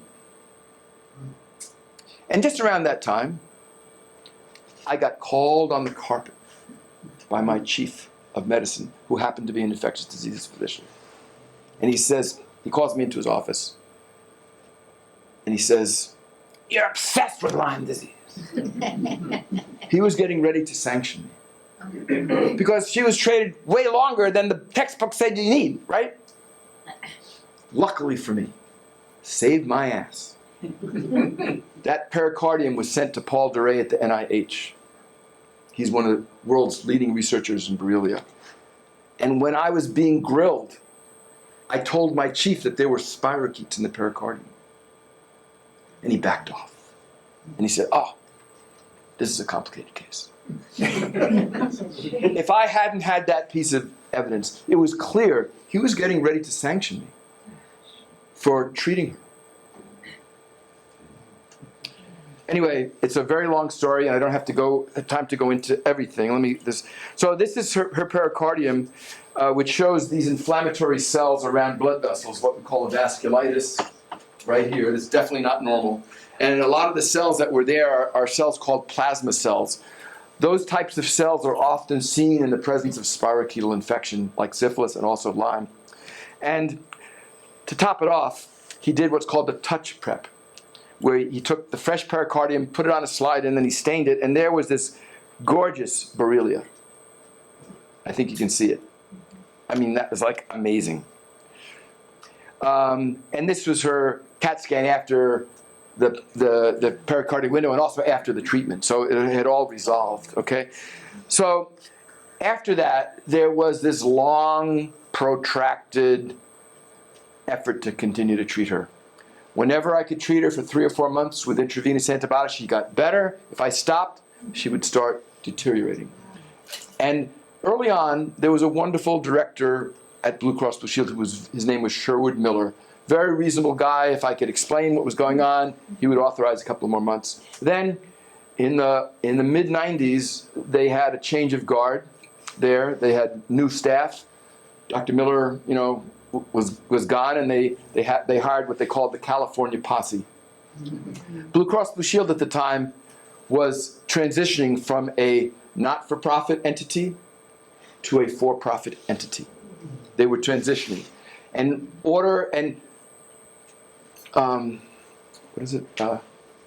Deloitte is an accounting firm, right? Deloitte had told Blue Cross, you need to be more profitable in order to be in a good position to sell off Blue Cross Blue Shield. And because of that, this California Posse came in, and this is all in my book, by the way. they came in and they decided how to make their bottom line look better, and they did that by raising the bar, not just for Lyme, but for other costly diseases, to make it more difficult for the patients to get reimbursement for the treatment that they needed. There's a lengthy series of correspondence. This battle went on for years and years and years. It's really a sad story. But anyway, this was an article that I published about her. And I don't have time to go into everything, but it's all in my book, if you're interested. And her name is Vicki Logan. It's public record. And by the way, I have her permission to publicly discuss her case. All right, there's a lot that's going on at the present time that's positive. A lot of what's positive is not because of the government. It's because of private funding. Patient-driven private funding. The Global Lyme Alliance, Bay Area Lyme, the Lyme Disease Association. Do you guys know Stephen and Alexandra Cohen? You ever hear that? Stephen Cohen is a hedge fund guy. Yeah. Almost as much money as God. He's doing good things with his money, thank goodness. He's funding a lot of good research. It turns out that Alexandra, I guess it's his wife, contracted a good case of Lyme disease, and they decided to start funding Lyme disease. I'll talk a little bit more about that. And they're actually funding really great research. The National Science Foundation funded some research from LymeDisease.org. There's another private organization out in Arizona called Focus on Lyme. There's one in California, Stand for Lyme, and a lot of individuals are supporting this research. And that's necessary, because if you wait for the government to do these things, you can wait till hell freezes over. There is the HHS, Health and Human Services Tick-Borne Diseases Working Group. I don't know if you know about that, but my former congressman, U.S. Congressman Chris Gibson, who was very concerned and very proactive on behalf of Lyme patients, he drafted legislation which finally got passed in the 21st Century Cures Act to set up a Health and Human Services Tick-Borne Diseases Working Group, which they finished part one. They're going on to part two. What the outcome is going to be, I don't know, but there's a lot more attention, including attention to developing ways of controlling ticks, and a lot of other things. Okay. Also, there's been denial that chronic Lyme disease exists, but in the last 10 years or so, there are 4 top-notch research groups in academia that are acknowledging that there is such a thing as chronic Lyme, what they call persisters, and not only that, acknowledge a problem, you might be able to solve it. So actually, there's a lot of progress being made. Kim Lewis is at Northeastern doing great work. Ying Zhang is at Hopkins doing great work. Dr. Raja Das and Potaneni at Stanford are doing great work. And Eva Shapi, who's at University of New Haven, they're doing great work. I'll get back to this a little bit. So what they're doing, to develop a new antibiotic or a new drug, it's very expensive. It takes years. It takes hundreds of millions of dollars. So what they're doing as a first pass is let's look at all the drugs that we have in the U.S. pharmacopoeia. Pharmacopoeia is all drugs that are already approved. Let's just see what they do. Let's just randomly throw them in the test tube with Borrelia and see what kills Borrelia. So they've actually had quite a few hits. And I'll talk to you a little bit about that later. So it turns out there are agents that they've identified that nobody would ever think of using for Lyme that are way more effective than our antibiotics. It's amazing. And I think there's going to be a lot more to come. Also, there is now careful longitudinal study of patients over time. John Ocott has what he calls his SLICE study. I forget what the acronym is for, but he's following well-characterized Lyme disease from the time of their erythema migrans rash going forward. He's doing great work. Dr. Fallon at Columbia has their Lyme Evaluation Center, and they're developing improved methods of testing. They also have an autopsy arm where they're studying patients who passed away who had Lyme disease. And also, they're doing another research project I'll tell you about towards the end. We're also on the cusp of improved methods of diagnosis, what they call next-generation sequencing, recombinant antigens, microarrays where you can diagnose multiple tick-borne diseases from a single test. So those are coming down the pike. We're not quite there yet, but we're getting there. And also, there's a company called Series Nanoscience. They have developed a method that is kind of a more commercially feasible analog of the Rocky Mountain Lab antigen capture assay in urine, that was not practical because you needed electron microscopy. I mean, it's just not practical. It's very labor intensive, very costly. But Lance Leota at Ceres Nanoscience has developed a method to pick up these antigens in urine. And that is now commercially available, but not in New York yet. But it's available in other places. The National Institutes of Standards and Technology developed a method using mass spectrometry and HPLC to develop antigens, membrane antigens. And then remember, it's the membrane antigens that are shed. So that's very promising, but right now it's not being developed. And there are other methods that are going to be devised, I'm sure. And then as far as efforts at prevention, Rick Ostfeld and Felicia Kiesing, that's a husband and wife team at the Carey Institute, they are presently trialing a very carefully controlled study of large areas in Dutchess County. And they're using 4 things. They have a placebo arm, it's like 4 grids. A placebo arm, an arm that uses these bait boxes that treats the rodents. Another arm uses an entomopathogenic fungus. It's a living fungus that destroys the chitin of ticks. Very effective. And then there's a 4th arm that has them combined. And they're doing very careful statistical studies, not just in terms of reducing ticks, but actually seeing if it has an impact on incidence of Lyme disease. So it's that is also funded by the Stephen Alexander Cohen Foundation, who gave them, I think, a $5 million grant, and they're trying to raise the rest of the funds because they need more money. In fact, I'm hosting a Stop the Tick campaign at the Millbrook Vineyards on September 6th to try to raise more funds for that. And then a guy named Kevin Estfield is using CRISPR technology, where it's still kind of controversial, but there's the local area seems to be favoring it, where you change the genetics of mice so they cannot acquire infection with Borrelia burgdorferi. And that there's a lot of interest in that. It's still a bit controversial because it's a bit like playing God, but it's using advanced genetic manipulation. This other company, Valneva, has another Lyme vaccine coming down the pike, and we'll just have to see. The United States Department of Agriculture has these 4 posters. Anybody know about the 4 posters? Where it attracts deer to feed on corn, and when the deer feed, they rub their neck against rollers that are impregnated with fipronil, which is an acaricide. And they've demonstrated that can reduce tick populations over broad geographic areas by 95%. So that's very promising too. And those are already being deployed in certain areas. So you might want to think about that. Then I want to talk just a couple of minutes at the end about this drug called disulfiram. Have any of you ever heard of that? Have any of you ever heard of antabuse? Mm-hmm. Antabuse and disulfiram, the same thing. So this is an interesting story. Late in 2016, one of my patients came to me and he brought to my attention that one of the conferences that had been funded by the Stephen and Alexander Cohen Foundation was at Mount Sinai School of Medicine. At the time, I wasn't even aware of it, but it was the first annual symposium on Lyme disease in the era of, quote, precision medicine. It was funded by this foundation. They got great people there, terrific top people there. Again, I didn't know about it at the time. They also videotaped it and then put the videos on YouTube.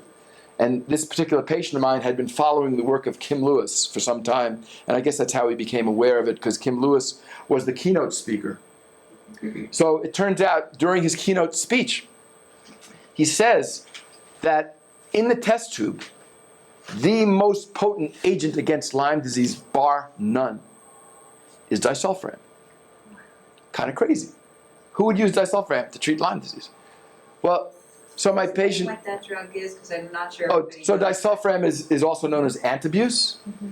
It's an agent that's been around for at least 60 years and is used to discourage people with an alcohol problem from drinking, because if they drink when they're on disulfiram, they get like the worst hangover you'd ever had in your life, okay? And by the way, that drug was not designed for treating alcoholics. Disulfiram is an industrial chemical agent used for the vulcanization of rubber. That's where it came from. It turned out that this was in Germany. The rubber workers would go to the beer hall all, and they get sick as hell. And then they went back and realized that, indeed, this drug interferes with the metabolism of alcohol, and you have backup of all these agents that produce hangover. And then they repurposed it as a drug to treat alcoholism. It's been around for 60 years. You all know what borscht is? Yes. It's cheap as borscht. And it's more effective than any antibiotic, more effective than IV Rocephin, more effective than amoxicillin, more effective than doxycycline. So my patient comes to me, this is a patient of mine who has the disease that doesn't exist, chronic Lyme, also had chronic babesiosis. He'd been under treatment with me with standard not standard, but ongoing antibiotics, amox, minocycline, and malarone to treat babesiosis. And he was doing pretty well, he could function. But, nobody really wants to be on these drugs long term. You can't blame them, right? But anytime he would go off, he would deteriorate. And it's not like we didn't have a choice. Either he was on treatment and could function, or he was not treated and he would go to hell. So he says to me, "Hey, doc, could I try this stuff?" So how much experience did I have with disulfiram? 0. But he was a trustworthy patient, he was an engineer, as a matter of fact, very reliable. And I thought about it. I did a little bit of research on disulfiram just to find out a little bit about it, how it's used and the doses and the risks. And after giving a careful thought, and since he asked me for it, I wouldn't have never suggested it to him, but he asked me for it. And, as physicians, you have discretion to use FDA-approved drugs for off-label uses. It's not considered experimental. It's within the discretion of the physician. So knowing that, and knowing that he was a trustworthy patient, I decided to let him use it. So I said, here's the deal. I'm going to give you a supply of disulfiram. I want you to have labs on a regular basis. I want you to send me a note every once in a while, because he lived at a distance. It wasn't easy for him to come back. And he did all that, and also stop your other drugs. Because otherwise, I'm not going to know what this does, right? So a couple of months later, he leaves a message on my voicemail. He'd been under my care for like 7 years. There's a message left on my voicemail canceling his follow-up visit, declaring, "I'm cured." And he mentioned in passing that he had required a hospitalization, but he didn't tell me why. So naturally, I'm really curious, right? So I call the guy up, and he says to me, I'm well. I'm not on any treatment. And I said, "Well, what did you need to be hospitalized for?" And then he says, "Well, I needed a psychiatric hospitalization," which he had never required. And then I did a little bit more reading on disulfiram. It can affect neurotransmitters. And there have been some rare cases of psychiatric disturbance, even psychosis. So I called him back and I discussed that with him. And he says to me, "Doc, I don't think it was from the disulfiram." It turns out he was under tremendous situational stress. He was in the middle of a nasty divorce. And then he says to me, "But even if it was worth it. And don't fail to offer that to other people just because of that." He admonished me, I'm just going, whoa. That guy has remained well now, 2 years, on nothing. And I've been in regular contact with him. So, because... How long was he on the disulfiram? I'm sorry. He was on it about 3 months. 3 months. Yeah, full dose, upper limit of the normal dose for treating alcoholism. So with that experience, I've never seen anything like that in 30 years of working with these cases. So it really got my attention. And I tend to collect these, what I call problematic cases, the cases nobody else wants to take care of, the cases that get abandoned by the mainstream because there's no such thing as chronic Lyme. They have no place to go. And, I don't think long-term antibiotics is a great solution, but give me a better one. So I mentioned this to a couple of other patients whose cases also were problematic. One is a retired physician who really, really, really sick with central nervous system Lyme, like bulletproof central nervous system Lyme. You couldn't ask for better documentation. Serious neuropsychiatric illness from and all kinds of other problems. Very bad quality of life. And it's a long story. It's all in the paper. By the way, you can access this paper online. If you go to PubMed, the National Library of Medicine, you know what that is, PubMed? Anybody can go, just type in PubMed in Google. It brings you to the National Library of Medicine. Put my last name in and click the search box. It'll come right up. That way you can access it online. So this paper reports the first 3 patients that I used it, and the results were so unbelievably spectacular that it's hard to get a paper published, really hard. But this kind of thing, it was worth the effort. So finally, it did get published. It's a long story. That's a whole long story itself. But so the second case was this retired physician who he'd required heroic treatment to keep his head above water. So a lot of people can be treated with orals, but orals didn't cut it for him. He needed either intravenous or intramuscular Rocephin. With one of his bouts of intravenous therapy, even though he was under very good care, and I wasn't even the one treating him, he was being treated by his physicians in Pennsylvania. He developed a Lyme infection. He developed sepsis. Luckily, his doctors had him go to the ER, and he was in the ICU. I mean, he could have died. And after that, they didn't want to treat him with IV, so we used intramuscular ceftriaxone. And this is the case I told him about this first case. He thought about it. He talked to his doctors about it. I talked to the doctors. Everybody figured, it's a long shot, but, hey, it's worth a try. He was treated for 6 weeks and remained well on nothing for more than a year. I just saw him again because he's having some symptoms, but he had a recent tick attachment, so we think he might have been reinfected. There's another patient, again, long story. He had been under my care for 25 years. And he needed ongoing treatment. He could go off for short periods of time, he would always relapse. Anyway, it's a long story. Anyway, this finally got published, and it's beginning the word's kind of getting around, and other practitioners are looking into it. It's still pretty new.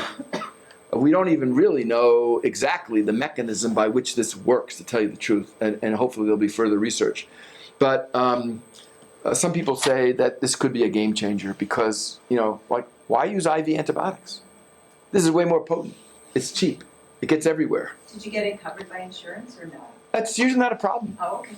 The one problem is, though, you start prescribing this for people. You know what the Medical Information Bureau is? Insurers share information, but you use this drug, the patient runs the risk of being labeled as an alcoholic. So, which they're not. So some of my patients, I've given a letter to say this is not being used for the treatment of alcoholism. But anyway, this is like the latest thing. It's actually fascinating, and I'm not great at statistics. I don't even know how to do Excel, but we're very impressed by it. I mean, we're very, very impressed. So that, we're not usually doing it like first line, but, it's just nice to have options, and it's very exciting. So anyway, I think that's, so this is the drug.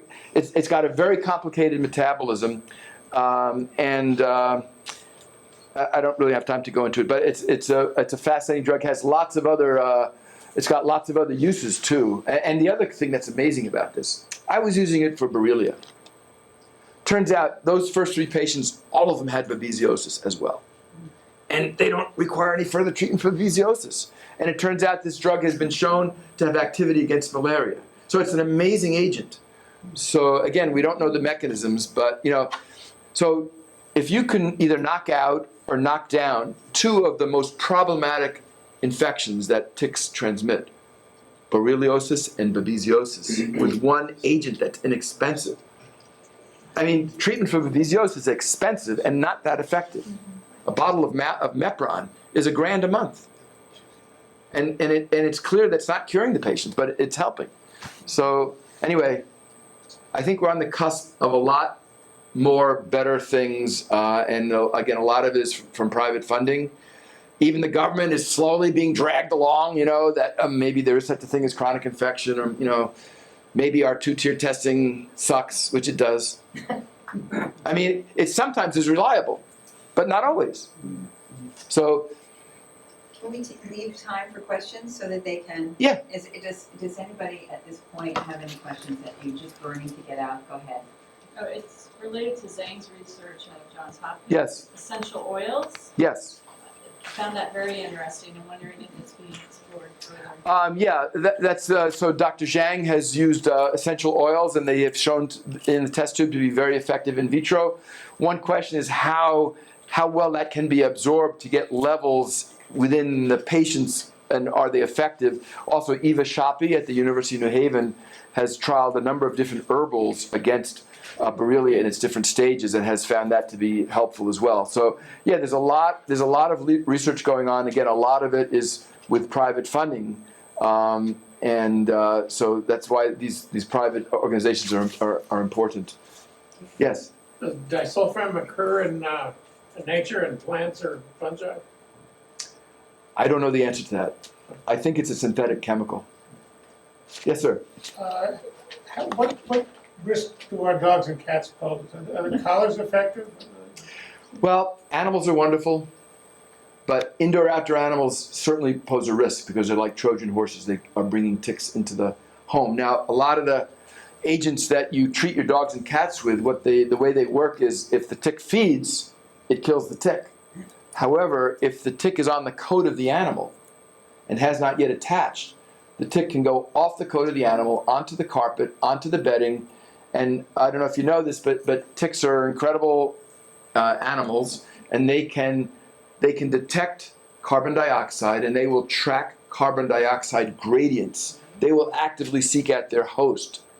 And a lot of people, maybe some of you people, have their dogs sleep on the bed, the cats sleep on the bed. So we have cats, but they're strictly indoor. Never have them out. And there's some ferals, but they never come in. But it's a tough problem because people love their dogs. The dogs are accustomed to having the run of the house. So it's a tough problem. I try to encourage people to maybe keep their dogs restricted to the kitchen area, but I found that many people are reluctant to do that. There was a question. Yes. Now we're being told two things. So what do you recommend? Pulling a tick to remove it straight up or doing the counterclockwise twist? I don't know. Oh, okay. I don't know. Some people have said a cotton swab, not a Q-tip, but the cotton swab. If you moisten it and then, I've never really tried this. That if you rotate it counterclockwise, I think the cotton ball swab kind of is like a cargo net for the ticks, and then you can pull them off. But that's some people have recommended that. Has anybody tried that and see whether it works? I've tried a lot of things, but I think the gentle, tenacious pulling back on the tick until you get it out. And then the other thing is not to be digging around in there for other pieces. I hope you're on that page because I tell them do not do that. I don't usually recommend going after the mouth parts, but the thing is that's another one of these controversial things. What is time zero for transmission of Borrelia after a tick attachment? The customary dogma has been, it's got to be attached for at least 36 hours. I don't believe that at all. There are well-documented cases of erythema migrans after only 4 hours of attachment. And, the other thing is they say, well, it's in the stomach, it takes a while to get to, and ticks can be systemically infected at day one, so that the salivary glands themselves are infected with Borrelia. So as soon as they start attaching and secreting saliva, so maybe only 3 Borrelia get transmitted. Well, how long does it take for that to manifest disease? It could have a much delayed onset. That might be the cases that take 5 months, 6 months, a year to actually, until the burden of Borrelia is high enough to manifest in symptoms, So, yeah. Can a larval tick carry disease? Yes. From an egg, Well, the thing is, they say that there's a fairly low incidence of what's called transovarial infection from the egg to the larva. So there's another stage below the nymph, the larva, that hatches out of the egg. And they say that only about 2% of the larvae are infected with Borrelia burgdorferi. So it's not much of a transovarial transmission. But Borrelia miyamotoi, there's a high transmission transovarial. So you can get Borrelia miyamotoi. That can be present in the larva. So for Lyme, usually it's the larva that gets infected after it feeds on rodents. Okay, but the larva can be infected with Borrelia miyamotoi. So and that's very, very problematic because you see how small the nymph is, right? A poppy seed. The larva is like a grain of sand. Very, very hard to see, and they're the most numerous in nature. So, lots of problems. mosquitoes and other flying insects? Yeah, I mean, there's some articles from Germany from the 90s showing that Borrelia can be present in the mouth parts of mosquitoes, but to the best of my knowledge, there has never been good study to show that it's transmitted thereby. However, there also was a case of a colleague of mine, Stephen Luger, who used to practice up in the Lyme area somewhere, who had a horsefly bite. And at that horsefly bite, went on to develop erythema migrans and Lyme disease. And that was published as a letter in the New England Journal of Medicine in the early 90s. So, Can we take one more? Okay, two more. This book that discourages us from asking for the tick to be tested if we have the tick. Yeah. Sounds to me like you're saying we should. well, the thing is, it depends. Couple things. Those tests are not always reliable. So if the tick tests negative, is it guaranteed that it couldn't have had it or transmitted it? You know, and then how many different things are you going to test for in the tick, right? There are some labs that do, like UMass Amherst. They will do tick testing, and it's fairly economical. It's not that costly. The thing is, though, by the time you get the results back, you've missed, quote, the golden opportunity to treat preventively. So, you know, I mean, it never hurts to have information, and it might affect what you do, but, yeah, I don't know. I don't routinely recommend it, but I'm not against it. But I don't think you should make your decisions of whether to treat preventively waiting to find out what the tick testing shows, because you don't know how fully reliable those are either, you know? I thought more about the difference between the ticks. So if you're, or maybe you should address this, the dog tick, the deer tick, you know, people say, oh, that's just a dog tick. Well, you know, I actually probably can't tell the difference, and I would like to see it, you know, looked at and say, oh yeah, this is definitely a deer tick because. Right, well. So does the dog tick, is the dog tick posing any issue right now? And is it that easy to tell them apart?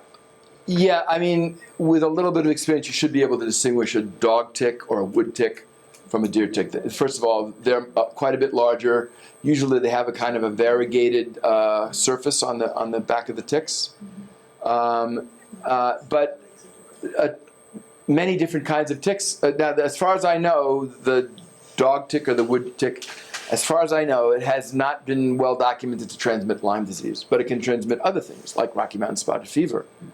And the Lone Star tick has been associated with different diseases. It's been associated with what they call, the CDC insists there's no Lyme disease in the South, which is patently untrue.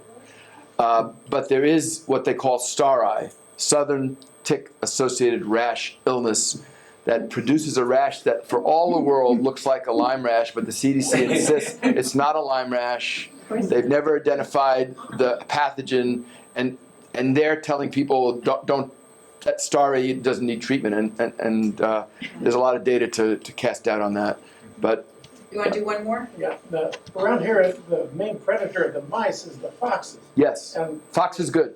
well, the question is, have they studied any of these diseases getting into the foxes, and or are the foxes resistant, and maybe learn something from that? Well, that's some of the work that Rick Carey has done, studying the ecology of Lyme disease. Fox is good, coyote bad.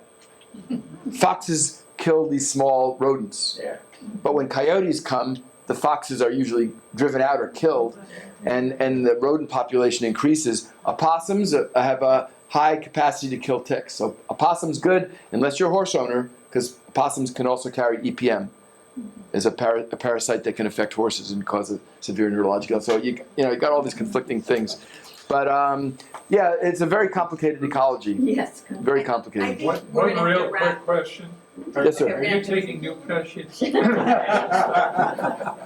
Yes, I am. And also, I have an excellent nurse practitioner who also sees patients under my supervision. Yes. I have a 40-year-old son that lives in Pleasantville, right in your backyard. Oh, yeah, Pleasantville. He's been diagnosed with an unknown tick disease. He's suffering symptoms still. He's not been treated by any Lyme disease expert. So, but I wanted to get a copy of the film. I'm the wife.